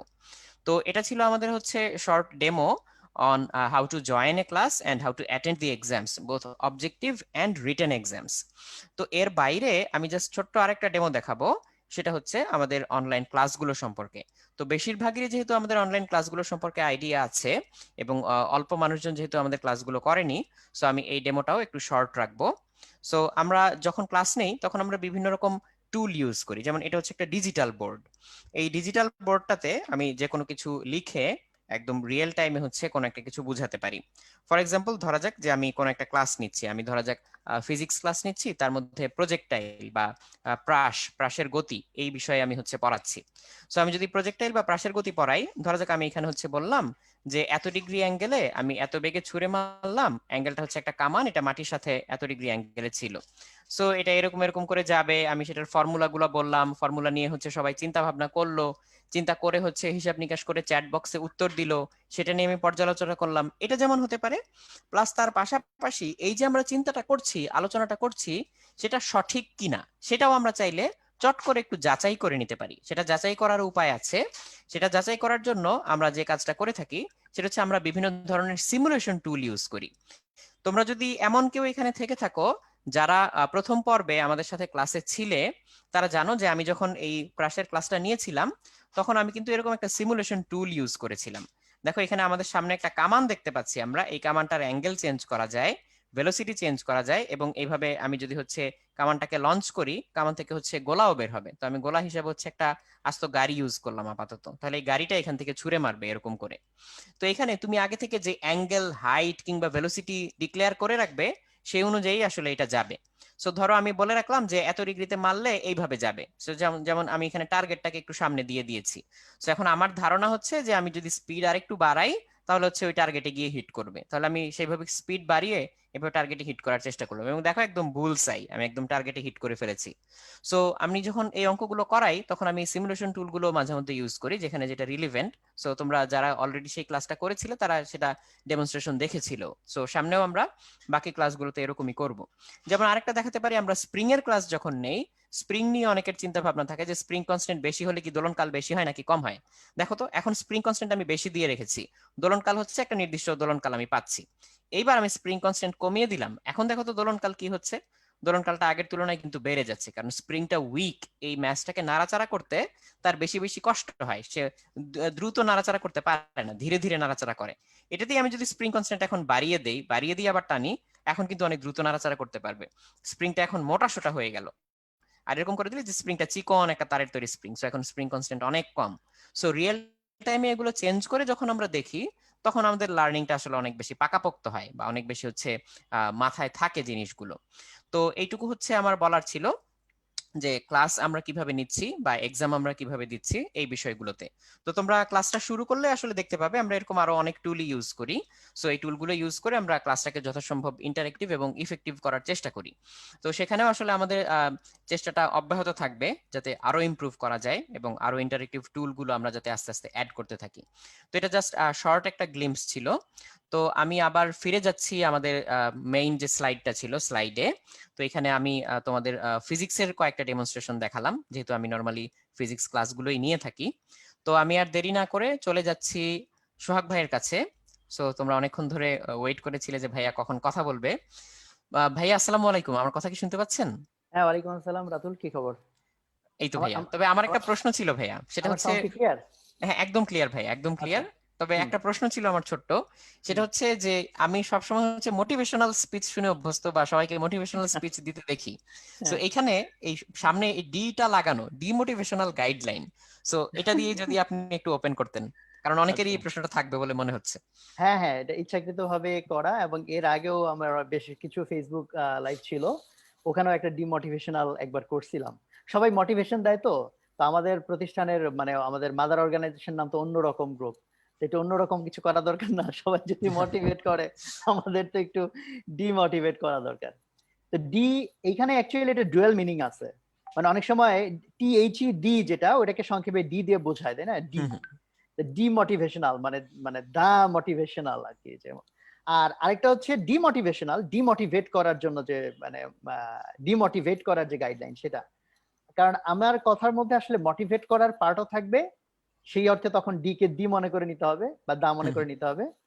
আর ডিমোটিভেট করার ইস্যুও থাকবে, আমি অনেককে ডিমোটিভেটও করব, তো সেই হিসাবে এটা ডিমোটিভেশনাল হবে কারো কারোর জন্য। তো অলরেডি অনেক টাইম চলে গেছে, তো বেশি কথা বলার আজকে আর বোধহয় সময় সুযোগ নাই। সো আমি শুরুতে আমি যে মানে শত শত প্রশ্ন আসছে, তো আমি অনেকক্ষণ ধরে প্রশ্নগুলো ফলো করতেছিলাম। তো এই জন্য ওখানে খুব কমন এবং কোয়েশ্চেন, কারণ অনেকে হচ্ছে প্রশ্ন করে এত অস্থির, একই প্রশ্ন করতেই থাকতেছে, তারপর এক প্রশ্ন 20 বার 30 বার কপি করে মানে এত অস্থির সবাই। তো এই জন্য আমার মনে হয় যে স্টুডেন্টরা যদি এত অস্থির না হয়ে কথাগুলো যে পর্যন্ত লিটন এতক্ষণ যেগুলো বলেছে এবং রাতুল যেগুলো বলেছে, এগুলো যদি তোমরা যদি ঠিক মতো স্টুডেন্টদেরকে উদ্দেশ্য করে এখন বলছি যে তোমরা যদি ঠিক মতো শুনতা, তাহলে তো অলরেডি অনেকগুলো কোয়েশ্চেনের অ্যান্সার তোমাদের আসলে হয়ে গেছে। তবে একটা খুব মেজর কোয়েশ্চেন যেটার অ্যান্সার আমাদের পক্ষ থেকে খুব ক্লিয়ারলি দেওয়া সম্ভব হয় নাই পরিস্থিতির কারণে, সেটা হচ্ছে যে এই যে পেমেন্টের ইস্যু। এটা আমি আবারও, তোমরা রাতুল যদিও বলছিলা, বাট আমি আবারও স্টুডেন্টদেরকে একটু ক্লিয়ার করি। স্টুডেন্টদের সাথে আগে আমি পরিচিত হয়ে নেই, বিকজ সবাই হয়তো আমাকে চিনে না। যারা আগের স্টুডেন্ট তারা হয়তো অনেকে চিনে। আমার নাম সোহাগ, মাহমুদুল হাসান সোহাগ। আর আমরা উদ্ভাসে যে দুইজন আমরা প্রতিষ্ঠাতা পরিচালক, তাদের আমি একজন, আর আরেকজন লিটন। লিটনকে তো তোমরা একটু আগে দেখলা, লিটন তোমাদেরকে এতক্ষণ ব্রিফ করলো। তো তোমাদেরকে প্রথমে শুভেচ্ছা জানাচ্ছি আমার তরফ থেকে, কারণ শুভেচ্ছা তো তোমরা অলরেডি পেয়েছো, কারণ অনেকক্ষণ ধরে তোমরা এই সেশনের সাথে আছো অলরেডি। তো আমি এখানে ওই যে তোমাদের পেমেন্ট নিয়ে অনেকের অনেক কনফিউশন আছে, ভাই আমার তো ওই পর্ব, আমার তো সেই পর্ব, আমি এটা করছি ওইটা করি নাই, ফিজিক্যালি ভর্তি হয়েছি, আমি অনলাইনে ভর্তি হয়েছি, ফিজিক্যালি ভর্তি অনলাইনে নিছি, আবার আমি কি ম্যাটেরিয়ালস নিছি, ম্যাটেরিয়ালস নেই নাই। তো আমরা অ্যাকচুয়ালি এই বিষয়টা নিয়ে কেন তোমাদেরকে ক্লিয়ারলি কিছু বলি নাই, কারণ এর আগেও আমরা দেখছি যে এর আগের বার তো আরো অপশন ছিল কম, কম্বিনেশন ছিল কম, যে আমি ফিজিক্যালি ভর্তি হয়েছিলাম, কিছু পার্শিয়াল পেমেন্ট করেছি অথবা ফুল পেমেন্ট করেছি, দেন আমি অনলাইনে কোর্স করতে চাই। তখন সব মিলে বোধহয় 6-7টা ভ্যারিয়েশন ছিল বিন্যাস সমাবেশ করলে স্টুডেন্টদের মধ্যে। আমরা ওই 6-7টা বলতে গিয়ে দেখলাম যে স্টুডেন্টরা আরো বেশি কনফিউজড হয়ে গেছে, কারণ কোন অপশনটা কার জন্য প্রযোজ্য সেটা সে ঠিক মতো কানেক্ট না করে, তার একটা অপশন সমাধান আরেকটা, এটা সব মিলে গুলায় ফেলছে। এই জন্য আর আজকে যদি আমরা বলতে যাই কম্বিনেশন আসবে অ্যাটলিস্ট 20-30 বা তার চেয়ে বেশি, যে এত রকম ভ্যারিয়েশন আছে এখন স্টুডেন্টদের মধ্যে, কারণ প্যান্ডেমিক তো সবকিছু এলোমেলো করে দিছে, স্টুডেন্টদের ক্যাটাগরিও এখন অনেকগুলো হয়ে গেছে। এই জন্য আমরা খুব ক্লিয়ারলি বলি নাই যে কার জন্য কি প্রযোজ্য, কারণ আমরা তাতে দেখছি প্রিভিয়াস আমাদের এক্সপিরিয়েন্স থেকে তোমরা আরো কনফিউজড হয়ে যাও, তো কারণ তোমাদের এক একজনের কেস এক এক রকম। তো এই জন্য আমি আবারও ক্লিয়ার করছি, এই পেমেন্ট রিলেটেড তোমাদের যে কোয়েরি, তোমরা আমাদের উদ্ভাসের সাইটে যাও, udvas.com, সেখানে সবগুলো ব্রাঞ্চের ফোন নাম্বার আছে। ওখান থেকে তুমি যে ব্রাঞ্চের আন্ডারে, অথবা অনলাইনে হলে তো ব্রাঞ্চের আন্ডারের কিছু নাই, যে কোনো একটা ব্রাঞ্চের নাম্বারে তখন তুমি কল দিলেও হবে, অথবা ফিজিক্যালি তোমার বাসা যেখানে সেই জায়গার যে ব্রাঞ্চ সেটাতে কল দিলে হবে। ওখানে কল দিয়ে সেই ভাইয়া বা আপু যিনি রিসিভ করেন তাকে তোমার কেসটা বলবা, যে আমি ঠিক এইটা এইটা এইটা এইটা এইটা এটা আমার অবস্থা, এখন আমার জন্য কি কি অপশন আছে, আমাকে কি করতে হবে। তারা তখন তোমাকে ঠিক তোমার অপশনটা বলবে, so that you don't get confused. তো এটাই আমরা ক্লিয়ার করার চেষ্টা করলাম। এই যেমন এই যে মাত্র একজন রিয়াদ নাম, চতুর্থ পর্ব শেষ হলে কি প্রোগ্রাম চালু হবে, 20 বার না 30 বার লিখছে, চতুর্থ পর্ব কি শেষ? আমরা এইটুকু কিন্তু অলরেডি বলেছি যে আমাদের যেটা অনলাইন কোর্স, প্রথম পর্ব, দ্বিতীয় পর্ব, তৃতীয় পর্ব, চতুর্থ পর্ব, এটা কিন্তু এটার মতো চলেছে এবং চলবে। আর এটা আবার একটা নতুন কোর্স, সেটাতে চাইলে কেউ মাইগ্রেট করতে পারো, চাইলে আগেরটা কন্টিনিউ করতে পারো। মাইগ্রেট করতে হলে ফিজিক্যালি ব্রাঞ্চে যেতে হবে, এগুলো কিন্তু বলা হয়েছে। তারপরও এই ভর্তি সংক্রান্ত এত জনের এত রকম কেস আছে, ওটা বলে আর এখন আমরা তোমাদের কনফিউজ করতে চাই না। রেদার তোমরা আমাদের ব্রাঞ্চে নাম্বারে ফোন দিয়ে ঠিক তোমার কেসটা বলবা, যে ভাই আমার এইটা, বা আপু আমার এটা এটা এটা এটা এই অবস্থা, এখন আমার জন্য কি কি অপশন আছে, আর আমি কোনটা করতে পারি, আমাকে পেমেন্ট দিতে হবে নাকি দিতে হবে না, এটা তুমি জিজ্ঞেস করে তোমার স্পেসিফিক ইস্যুটা ফোন করে একটু জেনে নিবা। তো এই জায়গায় আমি আর সময় না দিই, আর আমি তোমাদের অলরেডি লিটন এবং রাতুল মিলে অনেকগুলো অপশনস, অনেকগুলো কোয়েশ্চেন যেটা জেনারেলি তোমাদের মধ্যে থাকার কথা, সেগুলোর অ্যান্সার দিয়েছে। ওভারঅল তোমরা আশা করি একটা ভালো গাইডলাইন পেয়েছো। আর আমি ইন জেনারেল এখন এই যে কনফিউশনের যে টাইম, আমরা সবাই কনফিউজড, বিভিন্ন কিছু নিয়ে কনফিউজড, এই কনফিউজিং এই টাইমটাতে আমরা কিভাবে মানে আমাদের প্রিপারেশনটাকে বেস্ট প্রিপারেশনে কনভার্ট করতে পারি, আমি সেই রিলেটেড কিছু কথা বলবো। সো আমি কেন মোটিভেশনাল গাইডলাইন না বলে ডিমোটিভেশনাল বললাম, এটাকে আরেকটু এখন ব্যাখ্যা করি। আমাদের কিছু মোটিভেশনাল স্পিকিং এর ধারা তৈরি হয়েছে, তুমি পারবা। এই যে তুমি পারবা, এই জিনিসটার আমি একটু বিরুদ্ধে। তুমি পারবা এ কথাটা কোনো শর্তহীন কথা না। মানে অনেকে এই যে তুমি পারবা, তোমাকে দিয়ে হবে, তুমি যতই খারাপ করো না কেন তুমি ঘুরে দাঁড়াইতে পারবা, তুমি যদি এখন এই করো সেই করো তুমি স্টিল দেন পৃথিবীর সেরা মানে বেস্ট অফ দ্য বেস্ট হয়ে যাবা। এই যে কথাগুলা, এই কথাগুলার আমি এই অর্থে বিরোধী যে এই কথাগুলো শর্তহীন কথা না, এই কথাগুলো শর্তযুক্ত কথা। হ্যাঁ, ফলে তুমি বেশি মোটিভেটেড হয়ে যাও না যে আমাকে দিয়ে হবেই, আমি পড়ালেখা না করলেও হবে, আমি সারাদিন টাইম নষ্ট করলেও হবে, আমি যাই ইচ্ছা তাই করি না কেন আমাকে দিয়ে হবে, আমি পৃথিবীর সেরা কিছু হয়ে যাব। আমার অ্যান্সার হচ্ছে না, হবে না, তোমাকে দিয়ে হবে না। সো কাকে দিয়ে হবে আর কাকে দিয়ে হবে না, কোন কেসে হবে আর কোন কেসে হবে না, এটা খুব ক্লিয়ারলি বুঝতে হবে। যারা কন্ডিশন গুলো মানবা তারা মোটিভেটেড ফিল করতে পারো, তাদের জন্য হচ্ছে ডিমোটিভেশনাল। আর যারা কন্ডিশন ফুলফিল করতে পারবা না তাদের জন্য হচ্ছে এটা ডিমোটিভেশনাল। তো আমি তোমাদেরকে চ্যাট বক্সে যদি একটু জিজ্ঞেস করি, তোমরা অ্যান্সার দিতে পারো যে তোমাদের মধ্যে মানে কারা কারা ইচ্ছুক ভর্তি পরীক্ষায় ভালো করার জন্য, তারা একটু চ্যাট বক্সে লেখো যে আমি ভর্তি পরীক্ষায় ভালো করতে চাই। আমি প্যানেলিস্ট এন্ড অ্যাটেন্ডেন্স দিয়েছি, এখন মনে হয় তোমরা রেসপন্স সবাই দেখতে পাচ্ছ। ভর্তি পরীক্ষায় ভালো করতে চাও, রাইট? হ্যাঁ, সবাই ইয়েস ইয়েস ইয়েস ইয়েস, আমি ইচ্ছুক, সবাই লিখছে। আচ্ছা, ভর্তি পরীক্ষায় ভালো কি এমনি এমনি হয়ে যাবে? হ্যাঁ, ভর্তি পরীক্ষায় ভালো কি এমনি এমনি হয়ে যাবে? না, এমনি এমনি হবে না, এফোর্ট দিতে হবে, রাইট? অনেক বেশি এফোর্ট দিতে হবে, নাকি অল্প এফোর্ট দিলে চলবে? বিশেষ করে এইবার যদি কথা বলো, তুমি অনেক বেশি এফোর্ট দিতে হবে নাকি অল্প এফোর্ট দিলে হবে? অনেক বেশি এফোর্ট দিতে হবে। তাহলে আমি জিজ্ঞেস করতে চাই, তোমরা কি দৃঢ় প্রতিজ্ঞ কিনা যে আমি অনেক বেশি এফোর্ট দিব? ইচ্ছা মানে তো ইচ্ছা, জাস্ট নরমাল ইচ্ছা। দৃঢ় প্রতিজ্ঞ মানে ইয়েস, অবশ্যই অবশ্যই অবশ্যই। তোমরা দৃঢ় প্রতিজ্ঞ কিনা সবাই লিখতেছো ইয়েস ইয়েস ইয়েস, দৃঢ় প্রতিজ্ঞ দৃঢ় প্রতিজ্ঞ দৃঢ় প্রতিজ্ঞ, তাই না? তোমরা একটা প্রবাদ শুনছো, নেড়া একবারই বেলতলা যায়, তাই না? নেড়া একবারই বেলতলা যায়, মানে যার মাথায় চুল নাই নেড়া বলে যাকে। আমি আবার প্যানেলিস্টে দিয়ে দিই, তো এত কমেন্ট দিয়ে তোমরা ডিস্ট্রাক্টেড না হও। নেড়া মানে যার মাথায় চুল নাই, সে যদি বেলতলা যায়, মাথার উপর বেল পড়ে, তো এই মাথায় যে সে ব্যথা পাবে, এই ব্যথার কারণে আমরা ধারণা করে নেই যে নেড়ারা একবারই বেলতলায় যায়।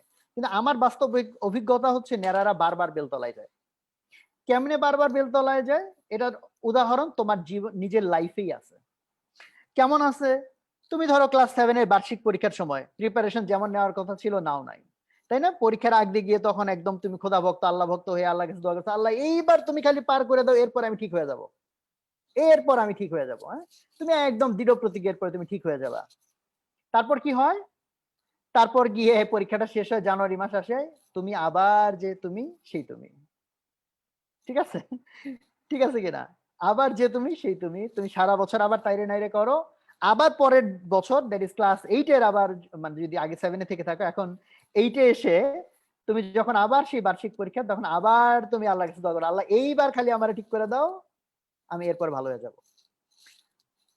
তো নেরারা বারবারই বেলতলায় যায়। যে ভুল তুমি একবার করো, সেই ভুল তুমি বারবার করো, তাই না? হ্যাঁ, সবাই হা হা হা, right right right right, yes yes yes লিখছে। হ্যাঁ, তো ওকে, তো এটা এটা এটা কমন জিনিস, কারণ এটা আমি জানি যে তোমাদের মধ্যে অনেকে আছো যে এখন তুমি অ্যাবসলিউটলি টাইটলি মোটিভেটেড হয়ে যে ভাই ফাটাই দিব, এই করব সেই করব। হ্যাঁ, তুমি শুরুও হয়তো করো, বাট তুমি সেটা ধরে রাখো না, তুমি আবার যে তুমি সেই তুমিতেই কনভার্টেড হও।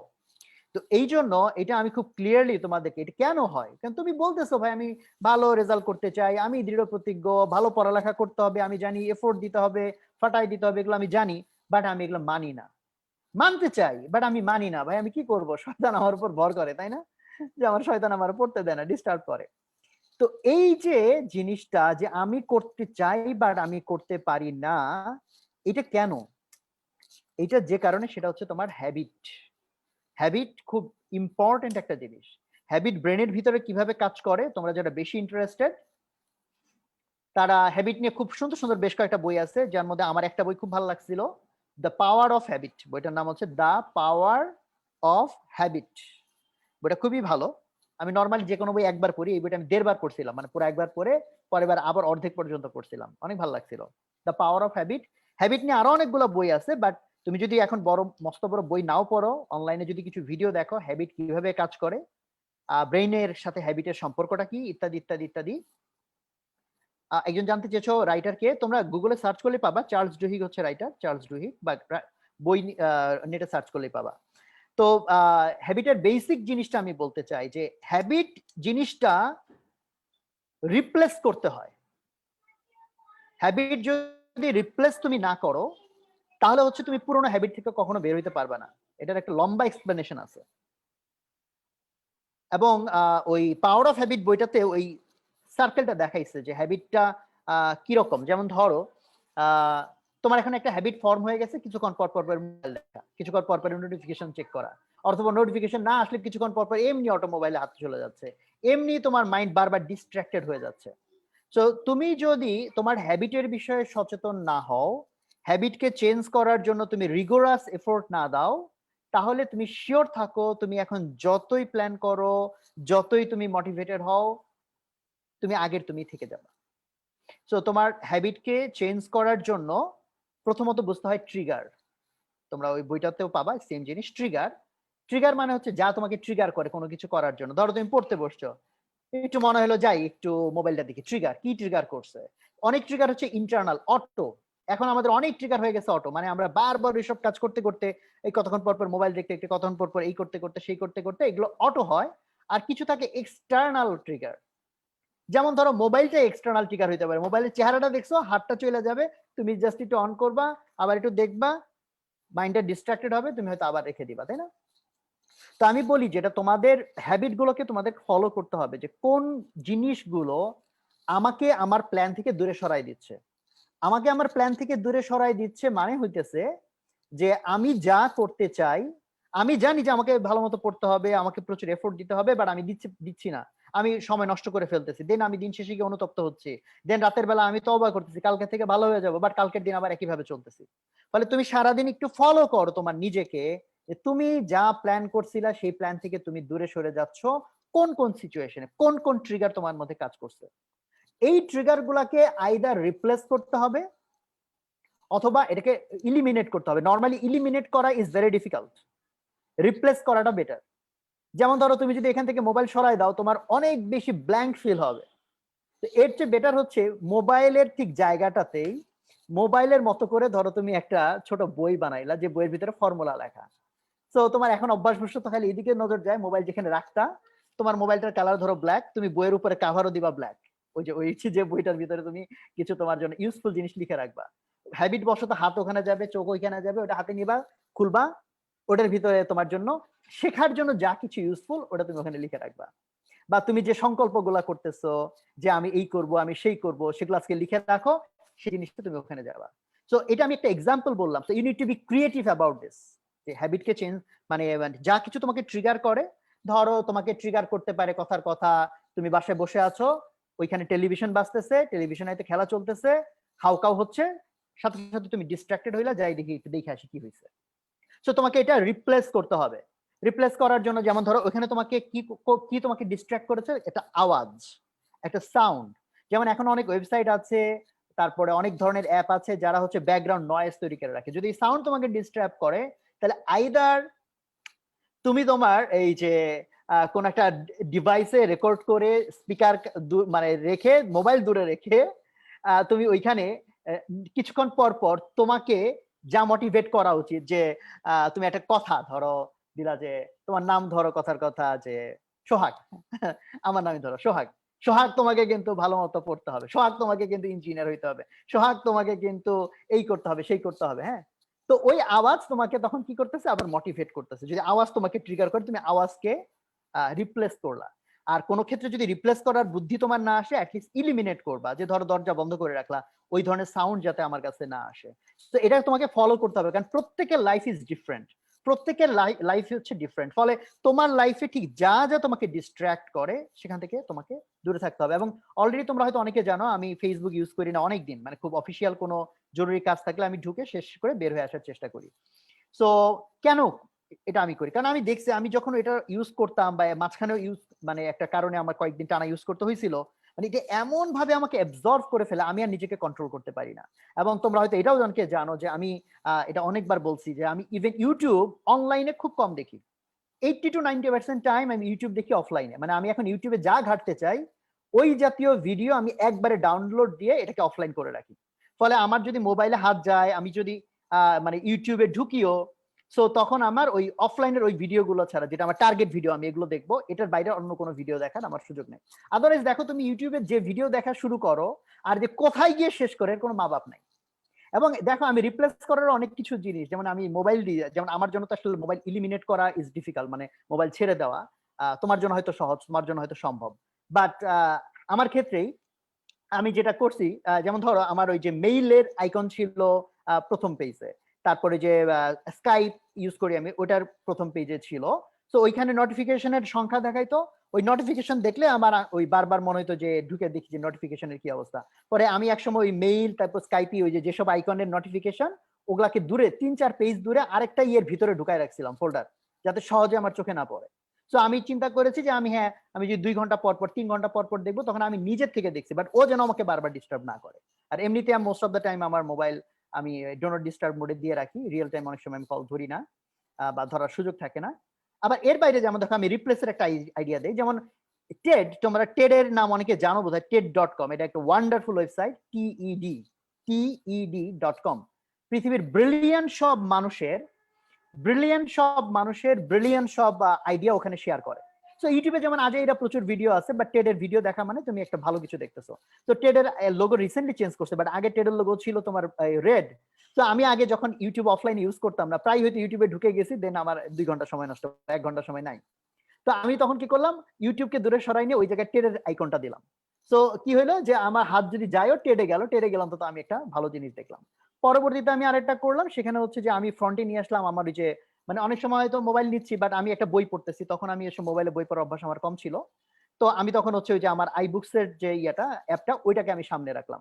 মানে এমন ভাবে আমি জিনিসগুলোকে রিপ্লেস করছি, সো আমার যদি হাত মোবাইলে যায়ও, ওখানে আমার সামনে যা কিছু পড়তেছে সেটার থ্রুতে আমি যেন প্রোডাক্টিভ কিছু করি। সো এটা দিয়ে আমি বুঝাচ্ছি যে আমি নিজেকে কন্ট্রোল করা একটা মানুষ, মানে অনেক আগে থেকে আমি নিজেকে কন্ট্রোল করে আমার টাইম যাতে প্রোডাক্টিভলি ইউজ হয় এইভাবে আমি নিজেকে গড়ে তোলার চেষ্টা করছি। বাট সেটা করতে গিয়েও কিন্তু দেখো আমাকে কত সতর্কতা অবলম্বন করতে হচ্ছে, রাইট? তো সেক্ষেত্রে কিন্তু তুমি এখন হয়তো আমার চেয়ে ভালনারেবল, তাই না? এখন হয়তো তুমি আমার চেয়ে অনেক বেশি সুইং খাও, তাহলে তোমাকে আরো কত বেশি সাবধানতা অবলম্বন করা দরকার। বাট তুমি বলতে পারো যে ভাই এই লাইফ কি এইভাবে চলে, তো পাইনসা বানাই কি লাইফ চলে? খেয়াল করো যে লাইফকে নিয়েই যদি তুমি চিন্তা করো, তাহলে চিন্তা করো তুমি এখন স্যাক্রিফাইস করবা কতদিনের জন্য? মেবি 3 মাস, 4 মাস, 5 মাস, 5 মাস তুমি নিজেকে হয়তো টাইটে রাখবা, বাট সেটা সুফল ভোগ করবা তুমি কতদিন? যতদিন তুমি বেঁচে থাকো, 70 বছর, 80 বছর, 60 বছর, তাই না? যত বছর তুমি বেঁচে থাকো সেটার সুফল তুমি ভোগ করবা, কারণ তোমার লাইফের যে পরিচয়, তুমি সারা জীবন কি পরিচয় দিবা সেটা কিন্তু নির্ভর করবে এই যে সামনে যে পরীক্ষাটা এটার উপর, রাইট? ফলে এই 5টা মাস তোমার জন্য তাহলে কত ইম্পর্টেন্ট এটা আমার ডেসক্রাইব করার কিছু নেই, ইউ নো ইট বেটার। আমি জাস্ট বলতেছি আরেকবার তোমাকে জাস্ট মনে করাই দেওয়ার জন্য। এবং এইখানে আরেকটা ইম্পর্টেন্ট ইস্যু আছে, সেটা হচ্ছে যে তোমরা জানো অনেকে যে বোয়াল মাছ যখন ধরে, এই যে কেউ যদি দেখে থাকো বড়শিতে ওই ছোট ছোট কিছু মাছ বড়শিতে দিয়ে দেয়, তাহলে ওই মাছটা স্যাক্রিফাইস করতে হচ্ছে বড় ওই বোয়াল মাছটা পাওয়ার জন্য। সো এটা রুল অফ দ্য নেচার। কারণ কেউ যদি ভাবো যে ভাই না আমি চালাক মানুষ, আমি কেন ওই মাছটা আমি স্যাক্রিফাইস করব, আমি খালি বড়শি পানিতে ডুবাই বসে থাকবো, 1 ঘন্টার জায়গা লাগলে 2 ঘন্টা বসে থাকবো। তুমি 1 ঘন্টার জায়গায় খালি বড়শি নিয়ে 2 ঘন্টা কেন 10 ঘন্টা বসে থাকলেও বোয়াল মাছ একটাও পাবা না। বাট ওই বোয়ালটা ধরতে গেলে বড়শির সাথে তোমাকে একটা অন্য একটা ছোট মাছ বা বোয়াল যা কিছু খায় ওরকম একটা কিছু তোমাকে ছাড়তেই হবে। ফলে তুমিও যদি তোমার লাইফে এরকম বড় একটা কিছু জিনিস চাও, সো নাও তোমাকে লাইফের কিছু মজা, কিছু মানে ঘন ঘটা মানে এই যে এক্সাইটমেন্ট, এগুলো স্যাক্রিফাইস করা লাগবে।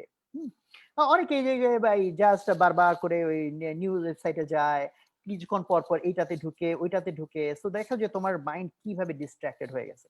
তো মাইন্ডকে কুল করার জন্য মৌন সময় কাটানো, এভরিডে অন্তত 15-20 মিনিট চোখ একদম বন্ধ করে মানে সুন্দর করে দম নিয়ে তুমি যত সুন্দর করে পারো ফোকাস রেখে তুমি কিছু ব্রিদিং প্র্যাকটিস করো, মাইন্ড অনেক রিল্যাক্স হবে, অস্থিরতা অনেক কমবে, তুমি কনসেন্ট্রেট করতে পারবে। এবং কনসেন্ট্রেশন বাড়ানোর অনেক রকম প্র্যাকটিস আছে, এখন অনলাইনের জামানায় রিসোর্সের কোনো অভাব নাই।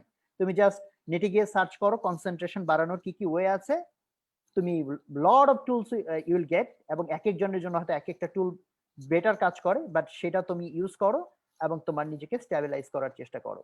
ফলে আমি এগেইন আবার আমি বলতে চাই, তুমি হচ্ছে তোমার হ্যাবিটের যোগফল। আমি রিপিট করি যে তুমি হচ্ছে তোমার হ্যাবিটের যোগফল।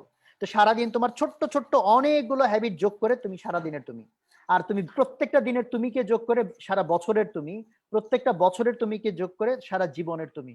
তো সারা জীবনের তুমি কি সেটা কিন্তু এই প্রতি মুহূর্তের তোমার হ্যাবিটের যোগফল। ফলে এই প্রতি মুহূর্তের হ্যাবিট যদি তুমি চেঞ্জ না করো, তাহলে তুমি নিজেকে তোমার যে ডিজায়ার যে মানে তোমার ভিশন সেটা তুমি অ্যাচিভ করতে পারবা না। তো আমি বলতে চাই যে এটা না যে তোমরা পারবাই, আমি বলতে চাই তোমরা পারতেও পারো, তোমরা নাও পারতে পারো, ডিপেন্ড করে তুমি তোমার লাইফের হ্যাবিটস গুলোর উপর কন্ট্রোল আনছো কিনা। সেই সাথে আমি আরেকটা পয়েন্ট একটু শেয়ার করতে চাই, লাভ দিয়ে তাল গাছের মাথায় ওঠা যায় না, এটা একটা কথা এবং এটা একটা সত্যি কথা, তাই না? এক লাভ দিলা তাল গাছের মাথায় উঠে যাবা, এটা অ্যাকচুয়ালি ন্যাচারাল না, বা এটা অ্যাকচুয়ালি মানে কি বলে, লজিক্যাল না। সো তাল গাছের মাথায় উঠতে হলে স্টেপ বাই স্টেপ যেতে হয়। সো হ্যাবিট চেঞ্জের ক্ষেত্রে সেম থিং, তোমার লাইফে চেঞ্জ আনার ক্ষেত্রে সেম থিং। একবারে মানে অনেকে হয় কি, মানে কালকে ছিলাম খুব খারাপ -10 আর আগামীকাল হয়ে যাব +10, হ্যাঁ, এরকম উচ্চাভিলাষী টার্গেট নেয়, সেটা মেনটেন করতে পারে না, পরে গিয়ে ফ্রাস্ট্রেটেড হয়। বাট আমি বলতে চাই তুমি গ্র্যাজুয়ালি চেঞ্জ আনার চেষ্টা করো, you become conscious about yourself, gradually change আনার চেষ্টা করো। আজকে একটা হ্যাবিটকে ধরো, কয়েকদিন ট্রাই করো ওটাকে চেঞ্জ করো, তারপর আরেকটা হ্যাবিটকে ধরো, কয়েকদিন ট্রাই করো ওটাকে চেঞ্জ করো, গ্র্যাজুয়ালি। বাট তোমার লাইফের ছোট্ট একটু চেঞ্জ তোমার টোটাল লাইফে কি বিশাল চেঞ্জ এনে দিতে পারে। সেটার জন্য একটা বই, এটা আমি এর আগের একটা সেশনে বলছিলাম, দ্য কম্পাউন্ড ইফেক্ট, একটা বই আছে দ্য কম্পাউন্ড ইফেক্ট। এটার মোস্ট প্রবাবলি বাংলাও হয়েছে, রকমারিতে মোস্ট প্রবাবলি এটার বাংলা এখন পাওয়া যায়, আমি শিওর না, তোমরা একটু রকমারিতে সার্চ করে দেখতে পারো, আমার মনে হয় ওখানে পাওয়া যায়। তুমি কম্পাউন্ড ইফেক্ট বইটা পড়তে পারো, এবং এই সময় যারা ক্রমাগত এই যে মোটিভেশন ডিমোটিভেশনের দোলাচলের মধ্যে থাকবা, আমি সাজেস্ট করতে পারি যে তোমরা এই সময় পড়ালেখার বইয়ের বাইরে অন্তত একটা দুইটা এরকম পাওয়ারফুল বই প্রত্যেকদিন অন্তত একটু করে পড়ো, যেটা তোমাকে মানে মোটিভেশন একটা কি ইয়ের মতো, রিচার্জেবল ব্যাটারির মতো, মানে মোবাইলের যেমন চার্জ শেষ হয়ে যায়, তোমার মোটিভেশনও কিন্তু শেষ হয়ে যাবে। আজকে তোমার হেভি এনার্জি আছে, তুমি কিন্তু এই এনার্জি আবার হারাই ফেলবে, কয়েকদিন পরে আবার ফ্রাস্ট্রেটেড ফিল করবে। সো তুমি ওই হ্যাবিটটা গ্রো করো। তুমি ধরো ইউটিউবে এরকম লেকচার, কারো লেকচার শুনে তুমি মোটিভেটেড হও, ওই লেকচারগুলো ডাউনলোড করো, অনলাইন না, অনলাইন ওই মোটিভেশনাল একটা লেকচার দেখতে যায় আর হাবিজাবি 10টা ভিডিও দেখে সময় আরো নষ্ট করবা। তো ওগুলো ডাউনলোড করে ফেলো। দেশি বিদেশি প্রচুর লোকজন আছে যারা ট্রুলি তাদের কথা দিয়ে ইন্সপায়ার করতে পারে, অর এমন কিছু বই যেটা তোমাকে মোটিভেট করতে পারে, যেটা তোমার রাইট হ্যাবিট ফরমেশনে হেল্প করতে পারে, সেই ধরনের কিছু বই, যেমন আমি যেমন দ্য কম্পাউন্ড ইফেক্টের কথা বললাম, তারপর আরেকটা বই দ্য মিরাকল মর্নিং বইটাও যথেষ্ট ভালো, দ্যাট শুড হেল্প। এটারও মোস্ট প্রবাবলি এখন বাংলা বোধহয় হয়েছে, আমি যতদূর আমার মনে পড়ে, the miracle morning, the miracle তো মিরাকল মানে কি বলে বাংলায়, কি যে আশ্চর্য, মর্নিং মানে সকাল, হ্যাঁ, দ্য মিরাকল মর্নিং। ওকে, হ্যাঁ, একজন নামটা লিখে দিয়েছে, থ্যাংক ইউ। তো এই টাইপের আরো অনেকগুলো বই আছে, এখন এক একজনের জন্য এক একটা টেস্ট ভাল লাগে। আর 7 হ্যাবিটস তো সবসময়ের জন্য একটা বই, যেটা হচ্ছে দ্যাট ইজ ভেরি ইফেক্টিভ বই to make you productive. So এই ধরনের কিছু বই তুমি তোমার জেনারেল পড়ালেখার পাশাপাশি তুমি সাথে রাখতে পারো, যেটা তোমাকে অ্যাকচুয়ালি প্রত্যেকদিন একটু করে হলো মোটিভেশন দিবে। হ্যাঁ, সো এর বাইরে, ফলে ওই যে আমি ওই যে দ্য কম্পাউন্ড ইফেক্টের ওইখানে একটা মানে এক্সেল শিট দিয়ে আমি একটা হিসাব দেখাইতে পারলে ভালো হতো, তুমি নিজেও হিসাব করে দেখতে পারো, বা আমি সিম্পল একটা তোমাকে যদি মানে একটা হিসাব বলি, এটা মেবি তোমরা অনেকে জানো, তুমি হয়তো এটা অনেকে জানো যে ধরো যে তোমাকে যদি বলি যে আমি প্রত্যেকদিন তোমাকে কি বলে 10 লাখ করে টাকা দিব, এটা যদি আমি তোমাকে ধরো জানুয়ারি মাসের 1 তারিখ থেকে শুরু করি, জানুয়ারি মাসে 31 দিনে 31 দিন ধরে তোমাকে 10 লাখ টাকা দিব প্রত্যেকদিন, এই অপশনটা বেটার হয় নাকি ধরো তোমাকে আজকে আমি 1 টাকা দিব মাত্র, কালকে দিব এটা ডাবল 2 টাকা, তারপরের দিন দিব এটা ডাবল 4 টাকা, এইভাবে 31 দিন পর্যন্ত যাব, 1 টাকা 2 টাকা 4 টাকা 8 টাকা, তুমি হিসাব করে দেখো। মোস্ট অফ ইউ এখন তোমরা জানার কথা, কারণ এখন তো অনলাইনে প্রচুর মোটিভেশনাল ভিডিও আছে, সেটা জানার কথা। সেকেন্ডটা, হ্যাঁ, অনেকে লিখেছো সেকেন্ডটা, বিকজ এটা কি কেউ জানো, সেকেন্ডটা যদি তুমি নাও জাস্ট 31তম দিনে গিয়ে, 30তম দিন পর্যন্ত আরো তো টাকা পাইলাই, বাট জাস্ট 31তম দিনে গিয়ে কত টাকা পাবা তুমি জানো? কেউ দেখি একটু লেখো দেখি, জানো কিনা? 100 কোটি লিখেছো, হ্যাঁ, টু বি এক্সাক্ট হচ্ছে, হ্যাঁ, টু বি 31, 107 কোটি টাকা, 107 কোটি টাকা পাবা শুধু 31তম দিনে গিয়ে। 30তম দিনে গিয়ে সেটার অর্ধেক, মানে তুমি সব যোগ করলে প্রায় 200 কোটি টাকার উপর পাবা। শুরু হয়েছে মাত্র 1 টাকা থেকে, খেয়াল করো, শুরু হয়েছে মাত্র 1 টাকা থেকে। সো যে জিনিস বাড়ে সেটা যদি তুমি ক্রমাগত বাড়াতে থাকতে পারো, সেটা আস্তে গিয়ে বিশাল কিছু হয়ে যায়। হোয়ারএজ নরমালি যারা বোকা, যারা এই হিসাবটা করে নাই, তাকে হচ্ছে নরমালি মনে মাত্র 1 টাকা 10 লাখ, পরের দিন 2 টাকা 10 লাখ, 3 টাকা সরি 4 টাকা 10 লাখ, 3 দিনে 30 লাখ, আর ওইখানে 3 দিন হয়েছে মাত্র 60 টাকা। তাই না? মনে হচ্ছে যে না, আরে আমি কি বোকা নাকি, পাগল নাকি, আমি তো 10 লাখের অপশনটাই নিব না। বাট যারা চালাক তারা জানে যে এইভাবে যদি কেউ গ্রো করে, তাহলে 31তম দিনে গিয়ে 107 কোটি টাকা, 32তম দিনে গিয়ে 214 কোটি টাকা, 33তম দিনে গিয়ে তুমি চিন্তা করো, মানে জীবনেও আর ওই 10 লক্ষ টাকা ওকে ধরার কাছে ধারেও যেতে পারবে না, তাই না? একজন ওই যে লিখছে সুন্দর, ত্বরণ ইজ গ্রেটার দেন সমবেগ। ফলে তুমি তোমার লাইফকে একই ধারে যদি চালাইতে থাকো, সো এটা কোনো মিনিংফুল লাইফ হবে না। তুমি সামান্য একটু চেঞ্জ, এখানে যেমন ধরো কি এভরিডে আমরা বলছি ডাবল করো, ডাবলও না, তুমি সামান্য একটু চেঞ্জও যদি আনতো, ইনক্রিমেন্টাল একটু চেঞ্জও যদি আনো তোমার হ্যাবিটের ক্ষেত্রে, তোমার পজিটিভিটির ক্ষেত্রে, যে যা কিছু তোমার ভালো অভ্যাস, পজিটিভ থিঙ্কিং একটা ভালো অভ্যাস, পজিটিভ কথা বলা ভালো অভ্যাস। যেমন ধরো তোমার এই যে ট্রিগার পয়েন্টের আমি দু একটা এক্সাম্পল বলি। তুমি হয়তো ভালোই পড়ালেখা করতেছিলা, হঠাৎ করে বন্ধু ফোন দিল, আরে দোস্ত পরীক্ষা কি হবে কি হবে না এই সেই, আর অমুক তো তমুক বলছে, অমুক অমুক হয়েছে, অমুকে পোর্টালে দেখলাম এই কথা বলছে, এগুলা শুনে তুমি গেলা কনফিউজড হয়ে। So what is your trigger? ওই ফ্রেন্ডের কথা। ঠিক আছে, তাহলে ওইরকম ফ্রেন্ড যারা তোমাকে কনফিউজ করে তাদের জন্য দোয়া করো, বলো দোস্ত আমি একটু ব্যস্ত আছি, তোর সাথে আমি পরবর্তীতে যোগাযোগ করব। You avoid them, but replace করা বেটার। যদি এরকম কোনো ফ্রেন্ড থাকে যে তোমাকে আরো তোমার উদ্দেশ্যের দিকে আরো ফোকাস করবে, তোমাকে আরো পজিটিভ মেসেজ দিতে পারবে, তোমাকে আরো মোটিভেট করতে পারবে, তার সাথে তুমি ফ্রেন্ডশিপ আরো রিপ্লেস করো, সেই ফ্রেন্ডশিপটা, সেই কথাটুকু। ঠিক আছে?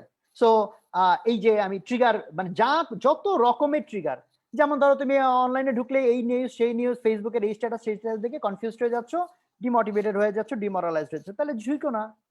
ঠিক আছে? So you need to replace your habits, এবং সামান্য একটু চেঞ্জ, অল্প একটু চেঞ্জ যদি কন্টিনিউয়াস তুমি করতে থাকো, নিজেকে কন্টিনিউয়াস ইমপ্রুভ করতে থাকো, এটা ইমেন্স ইফেক্ট। তুমি চিন্তাই করতে পারবা না যে তুমি কত বড় চেঞ্জ তুমি তোমার লাইফে নিয়ে আসতে পারো। এবং ওই কলকাতার একটা চ্যানেল আছে জীবন সমস্যার সমাধান, এই চ্যানেলটা হয়তো অনেকে দেখো, জীবন সমস্যার সমাধান লিখে সার্চ করলে পাবা।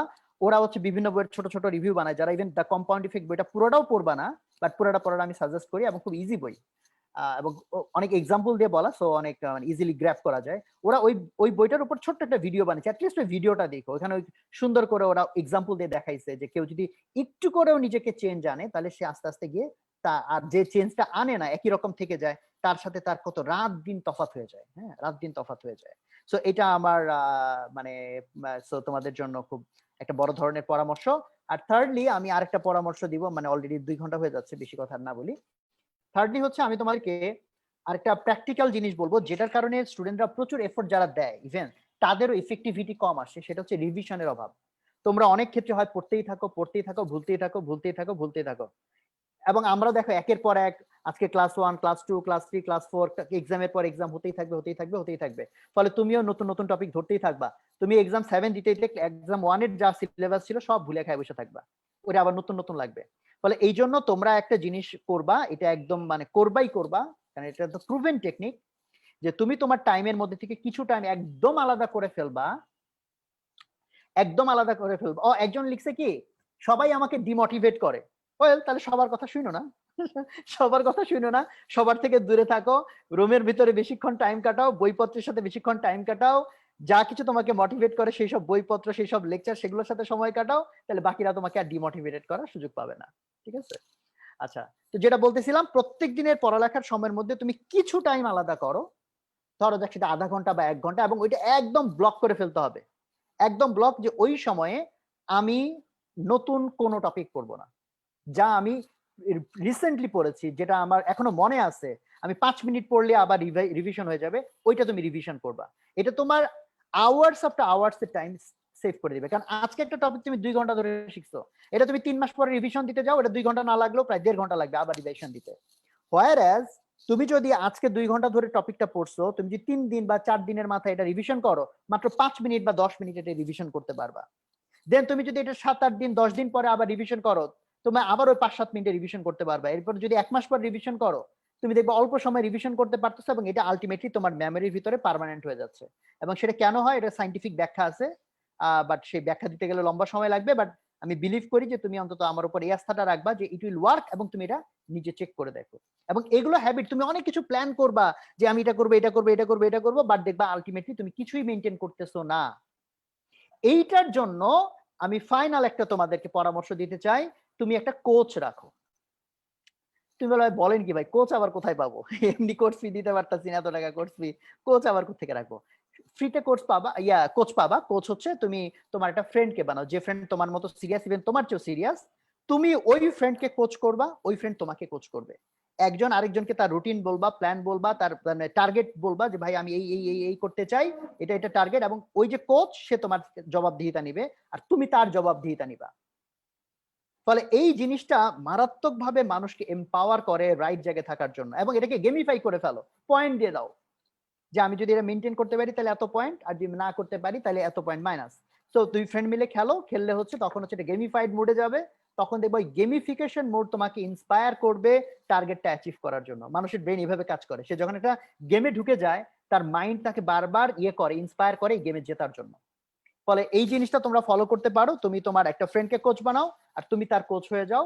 সকালে একবার তুমি তার সাথে টার্গেট শেয়ার করো, কথাই বলতে হবে তা না, তোমরা স্কাইপিতে বা কোনো একটা কিছুতে অনলাইন যদি অবশ্য ডিসকারেজ করাই ভালো, যে জাস্ট একটা বাটন ফোন নিয়ে জাস্ট ফোনে বলো যে এই টার্গেট ছিল আমার, এই অ্যাচিভ করতে, এই করি নাই। সেটা তোমার ফ্রেন্ড হইতে পারে, তোমার বাসায় তোমার ভাইয়া বা আপু হইতে পারে, তোমার আব্বা আম্মা হইতে পারে, they can be also your coach, যারা তোমাকে কোচ করবে। হ্যাঁ, আর এখন যদি কোলাবোরেটিভলি পড়ো এটাও খুব বেনিফিশিয়াল, যে এখন যেহেতু অনেক পড়া, তো আরেকটা কোনো ফ্রেন্ডের সাথে যদি কোলাবোরেট করে করে পড়ো, তুমি একটা পড়ে ওকে বললা আর ও পড়ে তোমাকে বুঝাইলো, তাহলে দেখবা অনেক দ্রুত জিনিসগুলো তোমাদের আস্তে আস্তে হবে। তো এই ধরনের পরামর্শের আসলে কোনো শেষ নাই, বাট হচ্ছে you need to be aware about yourself. হ্যাঁ, এটা কিন্তু খুব কঠিন জার্নি, এবং তোমরা যখন ক্লাস করবে অনেক কিছু মাথার উপর দিয়ে যাবে, এটা ট্রু। এখন থেকেই তোমার মেন্টাল এটা কিন্তু এক্সপেকটেশন থাকতে হবে, ক্লাসে সবকিছু তুমি বুঝবা না, ভাইয়ারা অনেক কিছু বলবে তোমার মাথায় ঢুকবে না, এবং এটা শুধু তোমার জন্য সত্যি না, অনেকের জন্যই সত্যি। ফলে তোমার কাজ হচ্ছে লেগে থাকা, লেগে থাকা এবং লেগে থাকা। আলটিমেটলি তারাই উইনার হবে যারা শেষ পর্যন্ত লেগে থাকবে। তো আমি তোমাদের জন্য দোয়া করি, আমরা সবাই তোমাদের জন্য দোয়া করি, এবং এইবার একটা টাফ টাইম সবার জন্য।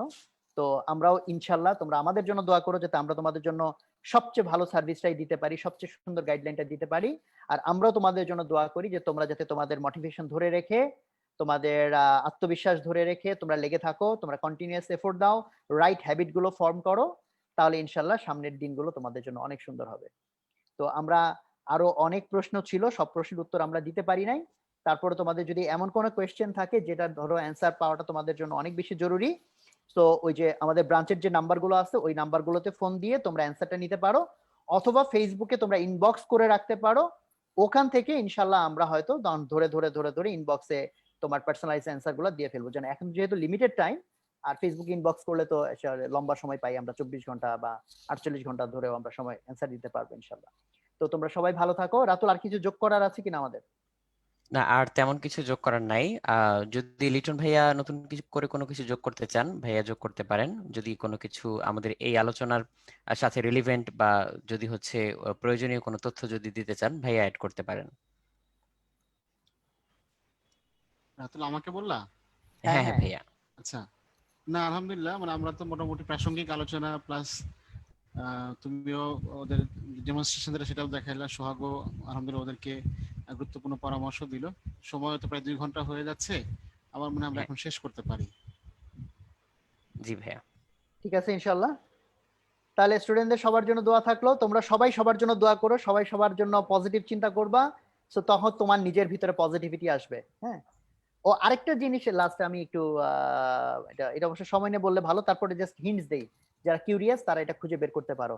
ইমোশনাল হুইল, একটা ইমোশনাল হুইল দিয়ে বা হুইল অফ ইমোশন দিয়ে সার্চ করলে তোমরা একটা পাবা, একটা চক্র, ওর মধ্যে অনেক রকম ইমোশন, যেমন তোমার দিনটা আছে কেমন, তুমি ভালো খারাপ, ভাই মেজাজ ভালো না, অল্প কয়েকটা ওয়ার্ডে আমরা এক্সপ্রেস করি। অ্যাকচুয়ালি মানুষের ইমোশন আরো অনেক রকম আছে। ইমোশনাল হুইল থেকে তুমি খুঁজে বের করতে পারো আজকের দিনে তোমার কোন কোন ইমোশন কাজ করতেছে। ইমোশন গুলো যদি ভালো টাইপের হয়, পজিটিভ টাইপের হয়, ভালো, সেটা তোমাকে ইন্সপায়ার রাখবে, পড়ালেখায় গতি আসবে। ইমোশন গুলো যদি নেগেটিভ টাইপের হয় তাহলে তোমাকে ডিমোরালাইজ করবে, তোমার পড়ালেখা এবং তোমার দিনটা খারাপ যাবে।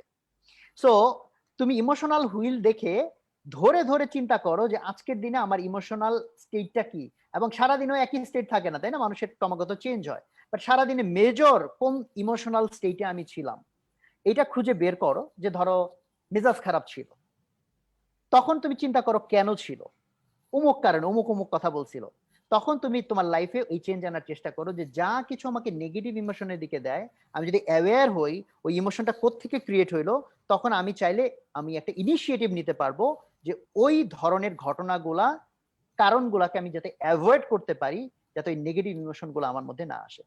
ঠিক আছে? আর বিশেষ করে যারা তোমরা প্র্যাকটিসিং আছো, রিলিজিয়াস করো, সো তাদের জন্য আমি বলবো যে এটা একটা গুড অপরচুনিটি, বিকজ মানুষ যখন স্ট্রেসে থাকে তখন তার দিলটা নরম হয়, তাই না? তখন আল্লাহর প্রতি দোয়াগুলো তার মানে হার্ট থেকে আসার চান্স থাকে। সো এটাকে অ্যাডভান্টেজ হিসেবে নাও, যেহেতু তোমরা এখন একটা কনফিউজিং স্টেটে আসো, অনেক সময় তোমাদের ইমোশন ওঠানামা করতেছে। সো তোমরা তোমাদের নামাজের প্রতি বা যে যে ধর্মের আছো প্রার্থনায় সেটা তোমরা হচ্ছে একদম যত বেশি পারো মনোযোগী হও, কনসেন্ট্রেশন দাও, এবং হচ্ছে অন্তর থেকে দোয়াগুলো করো। ইনশাআল্লাহ আল্লাহ তোমাদের দোয়াতে রেসপন্স করবেন। তো তোমরা সবাই ভালো থাকো, আমাদের অনেক অনেক দোয়া থাকলো তোমাদের জন্য। তোমাদের সাথে ইনশাআল্লাহ সামনে আবার দেখা হবে আশা করি ইনশাআল্লাহ। আসসালামু আলাইকুম। ইনশাল্লাহ ভাইয়া। সবাইকে আসসালামু আলাইকুম। সবাই ভালো থাকবে, সুস্থ থাকবে এই কামনাই রইল। আল্লাহ হাফেজ।